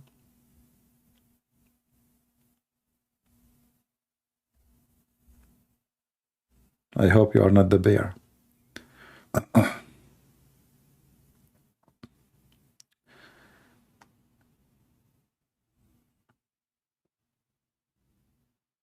Banda, you told him you will see?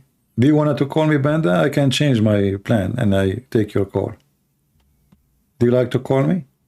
Even though like it's too late for me. But I am interested to see. You sound like you're a strong man, Banda. Do you like to call me?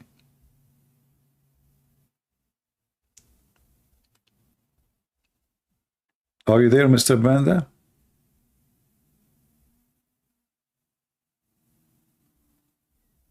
Oh, he is going to try? Oh, he will try to bring somebody? Oh, okay, that's good. Very good, very good. Well, bring me the best you have, so you can have the best show, right? Have you ever eaten some samosa? Biryani? This is an Iraqi style food. All right.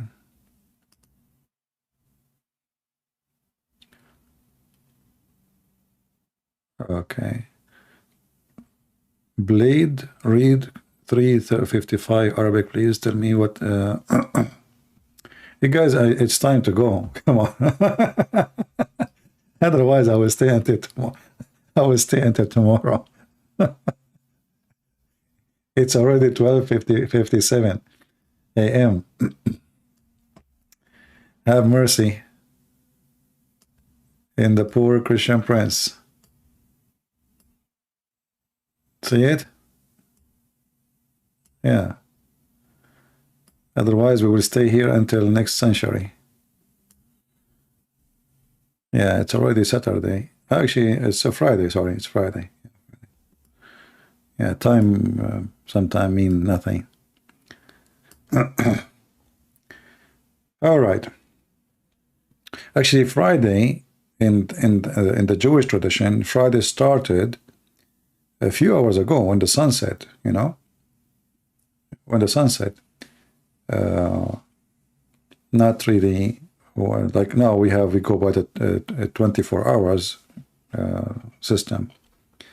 Anyway, I'm not going to keep this video, but anyway, if you like it, I hope you have a good thought with us and learn something new today.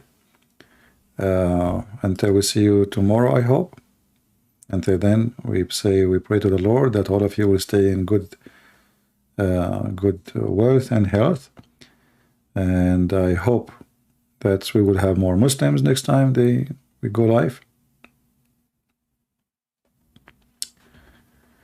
When I listened to you 10 years ago, my preacher was over and he could hear. Then you spoke about how in Islam they allow suckling of stranger, and you start making noise, sucking noise.